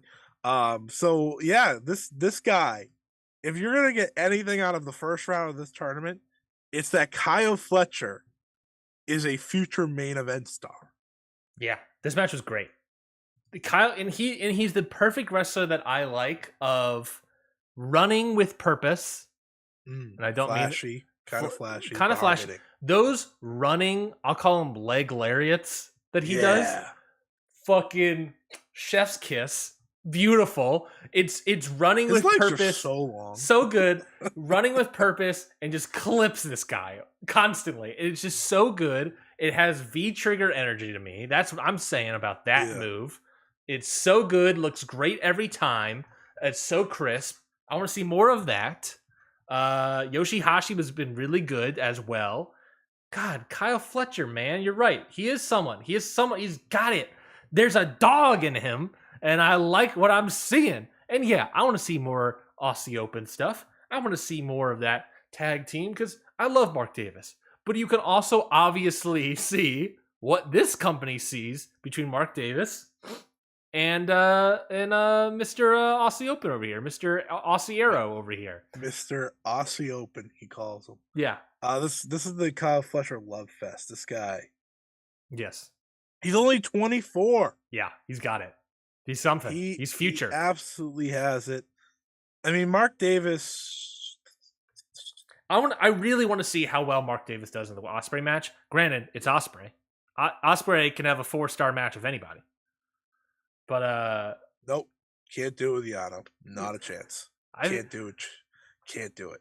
Can't do it. Interesting. That's that's a test. Yano's style match doesn't allow it. Mark Davis should have gotten the bye. And then poor Mark Davis tried in that match. I'm gonna give him credit. He tried, but that's the other thing. If you're gonna put Yano in there and he's gonna lose round 1, put him in with someone that at least can like do a match. Evil. Do Evil. That's enough shenanigans that'll be over the top fun. Maybe at a certain point. Yeah, because I think because people like Evil getting dunked on, essentially. Yeah. So like Yano doing that to him works. Yeah. Yeah, that works. Do a Fletcher. I don't care. Do a Fletcher. Do an Ospreay. Someone that could like work. Such a great worker. Let's do it. Yeah. Let's just mess with the formula. But yeah, I love Kyle Fletcher's match so much. And then the next match, which of course Aaron Hanari, Shingo Takagi. I thought this was also a good hard hitting affair between Shingo and Aaron Hanari. It was exactly what you expected on paper. I was not expecting Hanari to win, but I forgot this is New Japan Cup. He typically gets a first round win here somewhere. Again, I had Shingo going all the way to the semifinals. He lost 2 semifinalists. I did too, to be fair. So, I think. Yeah, I did. Yeah. I was between him and Tama Tonga. I went with him. So. Yeah. Well, no, I don't know what the results were today. But yeah, there's that. So I lost semifinals as well, but you lost 2. I still have David Finlay and Ospreay. Yeah, you're looking good. I'm looking good to Finlay. Ospreay winning, right? Yes. I think I do. I do. I have him winning. He's not going to win. You gotta. No, he's not. But yeah, I thought this match was good. I hate Aaron Hanari, by the way. You hate Aaron Hanari? I thought he was looking good in here. He said some shit. Oh. That if you go deep enough, you'll know why he's hateable. And Tama Tonga absolutely roasted him in a post-match promo yesterday that I saw last night. And I was like, I am now a Tama maniac. This is my guy. Tama Tonga's my guy. Now you're on board. That's how I get you on board, is dunking on Aaron Hanari. Yeah, Aaron Hanari stinks. But this was a good match. And the next matches, I think those were all the matches. Oh no, night 5 we saw as well. It was Naito versus Chase Owens and Sonata versus Kenta. I'll give you the floor. You said you didn't have any more rants in you. I'll give you the floor now because I know you got something bubbling up at the moment. Sonata versus Kenta again. We got Chase Owens against Naito. I know you love that. And then you had Sonata versus Kenta, 29 minutes and 12 seconds. Chase Owens fucking blows. He is so bad. And I was watching this and I said, how is this guy employed? How do they get like they must have put in a randomizer of like all these wrestlers from the US. And they must have just been like, all right, whoever comes out of it, we're bringing in. That's what must have happened. Because this guy offers nothing. Nothing. He looks like a guy that you literally just plucked from the side of the road and said, hey, you want to wrestle for us? All right, come on in. He stinks. He's never had a great match. I can't believe he's in New Japan Pro Wrestling. I never want to hear anyone say shit about Noah bringing in certain people. Because this company employs Chase Owens and brings him back repeatedly. The match with Naito stunk. It was whatever. It wasn't awful. It just wasn't good. Totally That fair. That being said, the main event. Going into the main event, though. Holy shit! What are we doing? Sonata, noted man who hates long epics, has said this in multiple interviews. I don't like epics. I wrestle better when the match is short. Then why is he in this company at the moment? It is the moment this company is obsessed with epics. I don't. Well, why is he in the company? Because he's popular and they offered him a lot of money. Yes. You know what? But you know what I mean. Reasoning. You know what I mean. Chase Owens, I can't give you good reason. But if you're in this company, you're gonna get more money and all that stuff, but you're gonna be working epics. Sure. But like, why is it a bad thing to do 20-minute matches in a tournament? Why is that a bad thing? If you're gonna give him an epic, give him a guy that's going to have a great epic at this point. Bullet Club Kenta isn't going to have a great epic. Kenta might, but Bullet Club Kenta, get out of here. Good one. Funny. Never gonna happen. This was the most Bullet Club Kenta match I've seen in a long time. So obviously I couldn't stand it anyways. Add in the fact that these two literally just sat there for 30 fucking minutes and twiddled their thumbs. I couldn't tell you how this match went besides the finish, which looked good, by the way. Finish looked great. Finish was great. I saw that. I don't even remember watching this. It was so bad. Yeah. It stunk. It was a stunkaroo. A stinkaroo. It blew. It was terrible. It was crap. It was shit. It was awful. The best match on this show was the Dream Team versus the Young Boys. Yeah. And that's mostly because Okada bullied the shit out of them. But they had a little shine, though. I'll give that. They give them a little shine. But that was fun. That match was fun. I was like, more of this, please. Less of whatever the hell it is. The next time I see Sonata, that's 25 minutes. Which, if I'm not mistaken, Sonata's next match is going to be against... It's Naito. It's exciting. Naito. Yeah, that's exciting. That is exciting. We'll see how it works. It is exciting, though. The next time I see him hit 25 minutes, I was going to say he needs to be with a worker that can go 25 minutes. It's Naito. Bravo! You have Tetsuya Naito. Yeah. So there's a shot. And it's going to be in a Korakuen. It's going to be cool. Naito can have a decent match with 2023 Muto. That guy can't move. Exactly. So I have hopes. And Sonata's pretty much Muto. So, he takes a lot of his stuff. Yeah. So this sucked. The only reason this wasn't the worst night of the New Japan Cup is because of that Yano, man. With Yano and Evil matches. Yeah. Otherwise, this would take the cake, no doubt about it. Yeah, I forgot that Yano and Evil were on the same night, but in two separate matches. It was so funny because you tweeted out how you saw how long the main event was. Yeah. I was in the midst of watching it. And I said, well, the match before this stunk. And then I was like, no matter what, this would be better. And then it kept going. And it kept going. And it kept going. I was like, shit, I might be wrong. Yeah. This is not better. This is worse somehow. And it's mostly because it was 26 minutes. Well, I have fantastic news for you, Scotty. 29? 29 minutes. 29 minutes. I have fantastic news for you. What? Well, Sonata did beat Kenta, and Kenta is the New Japan Strong Openweight champion. So I'm looking at a title shot down the line, baby. Why does this title exist? What's the point of that? That means Sonata's going to win it. He's going to go to America. He's bringing it to Dynamite. He's challenging. He's going to take on Sonata versus... That actually might be good. Sonata would probably be pretty good on Dynamite because the match isn't going 30 minutes. Yeah, he's not going to get 30 minutes. Sonata... Who would be a good Sonata match in Dynamo on AEW. All right, I'm gonna go through the AEW. This is how we the old classic gimmick. This is how we end the show, folks. Yeah. Um, Who can wrestle Sonata in AEW? The classic ending that everyone wanted. There we go. Hangman Page? We've probably seen that before in Ring of Honor. Bandito? I mean, I don't know. I don't know about Bandito. Hot start. Well, He what not is sold Sonata's on any- style of wrestling? He's a technical wrestler? I have no fucking clue. Who? He's Keiji Muto. That's a Keiji junior. Muto. Okay, who can wrestle Muto, but not as All right, good, I guess. Bryan Danielson. Well, yeah, I mean, that's a great match. Who's he actually going to wrestle and beat? That's who I'm thinking. He's got to beat Daniel this guy. Garcia. Okay. I don't I don't know. I don't know. That doesn't- Darby. No. I'm literally just going through all the people that are notable.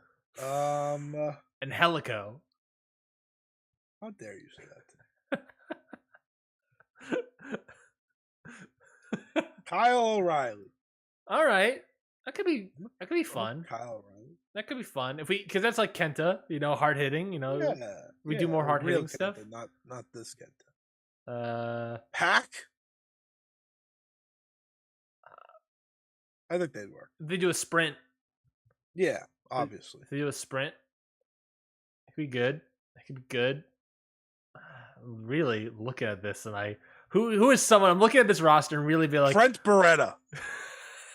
I actually believe I'm surely upset that has happened before. It probably has, but I think him and Trent Beretta would have a good match. Trent Beretta should be in the G1. Get Yano the fuck out of here. Get Chase Owens out of here. Give me a Trent Beretta G1 run. I'm trying to think. I'm looking at this roster and be like, who do I really want to see Sonata wrestle against? And you ultimately come to the conclusion that you just don't like Sonata. I don't like Sonata.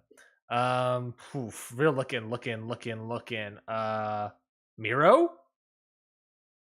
Miro? Stinks. Miro and Sonata? Miro stinks. I'm done hearing about Miro. Yeah, but so does Sonata, so maybe they got something there. I've seen Sonata have a great match. I've seen Miro have a great match. That's He has two. Which against Fuego? Oh, get out of here. I really want to see your reaction. Pentagon. Sure. There's something about that tickles my nothings. Roosh. Yeah, that would be good. That could probably be good. Roosh. Never gonna happen, but Roosh. No, that's never gonna happen. Sting. Let's do Sting. Sting versus Sonata. We got Sting Muto right there. Roosh. Sorry. I think. I don't know if you heard me the first time. Roosh. You're telling me to finish up? Okay, I will. That's been it for this week's episode of Ring Post Radio. We didn't quite get to Noah Great Voyage, but that's fine. I mean, it's basically just Noah. How the hell did we fill 2 hours with nonsense? Because that's what we do. We fill 2 hours with nonsense. We didn't talk about Great Voyage and Noah show that's happening this next Sunday. Wait a minute. I want you to give me a preview for what's next. What next week? What are we going to talk about next week? Well, so that I know ahead of time. If we watch in the morning, we might talk a little bit about Noah's Great Voyage show, which of course is Kaito Kiyomiya versus Jake Lee on top. And I mean, honestly, that's kind of it, man. We got the cup. Then we got more New Japan Cup conversation. Good cup matches. We will be previewing Impact Sacrifice. What? We'll be previewing Impact Sacrifice. We're reviewing Dynamite next week. Maybe. But it has 3 title matches. It's a good Dynamite to review. Well, yeah, including the. Well, yeah, you're right. We're gonna spend an hour on Jeff Jarrett as the international champion, the My World champion. But yeah, Impact on Sacrifice. We're gonna preview that. Does that show look good at all?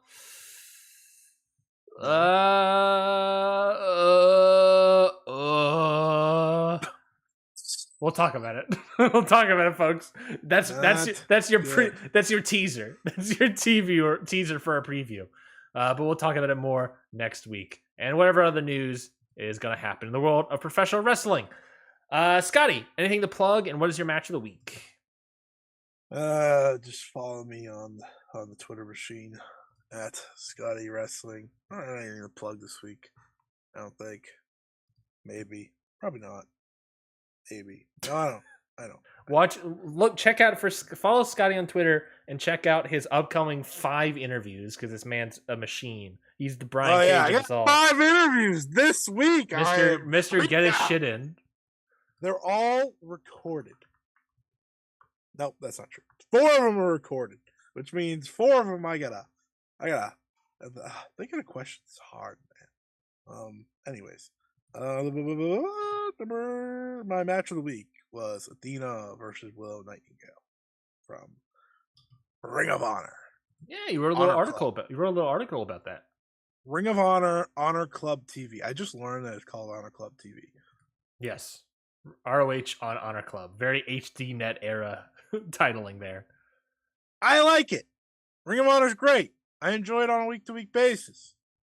But boy, oh boy, are we in for a special show? Yeah. Ring of Honor, Supercard of Honor.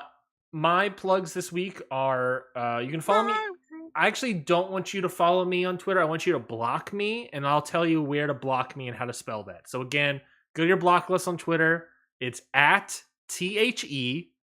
Hold on, let me pull this up. It's at THELOUISDANGOOR. Again, go to your block list on Twitter and do at THELOUISDANGOOR. That is my plug this week, is block that username on Twitter. That's a fun bit. And my match of the week is going to be from MLW Underground Wrestling. Scotty, stay with me. Scotty, stay with me. Stay with me. Oh, God. And this match, you're going to watch it. I know you're going to watch it. I know you're going to like it. Ready? Here we go. Lio Rush versus Jacob Fatu. How many stars did you give it? 4. Oh, shit. Okay. Yeah, baby. Yeah, baby. When did this happen? This happened on MLW Underground Wrestling Episode 5 this past Tuesday. Check out. Oh, that actually happened this year, that show. Yeah. Well, when it was recorded? I think in January. How am I supposed to find this? I don't know. I mean, there may be ways. I don't know what those ways are. Where do they put Underground? I think you can find MLW Underground the same place Cody watched Revolution. I've said too much. I've said too much. I have to go. Gotcha. Yeah. Cody, a big Yuku guy. Anyways, that's it for this week's episode of Ring Post Radio. I fucking love Cody. That was so funny. He was like, I probably should have just oh well. You probably could have asked somebody. He has a few friends in that company, I'm pretty sure. But that's it for this week's episode of Ring Post Radio. We've had fun. Thank you everybody for listening to the show. Subscribe to the show. Follow the whole show at CountOutPod. Subscribe to the show wherever you get podcasts. Leave a 5-star review on iTunes and Spotify. Wherever you leave reviews, leave a 5-star one of that. We would appreciate it. Until next week, we'll catch you all on the flip-flop. Bye.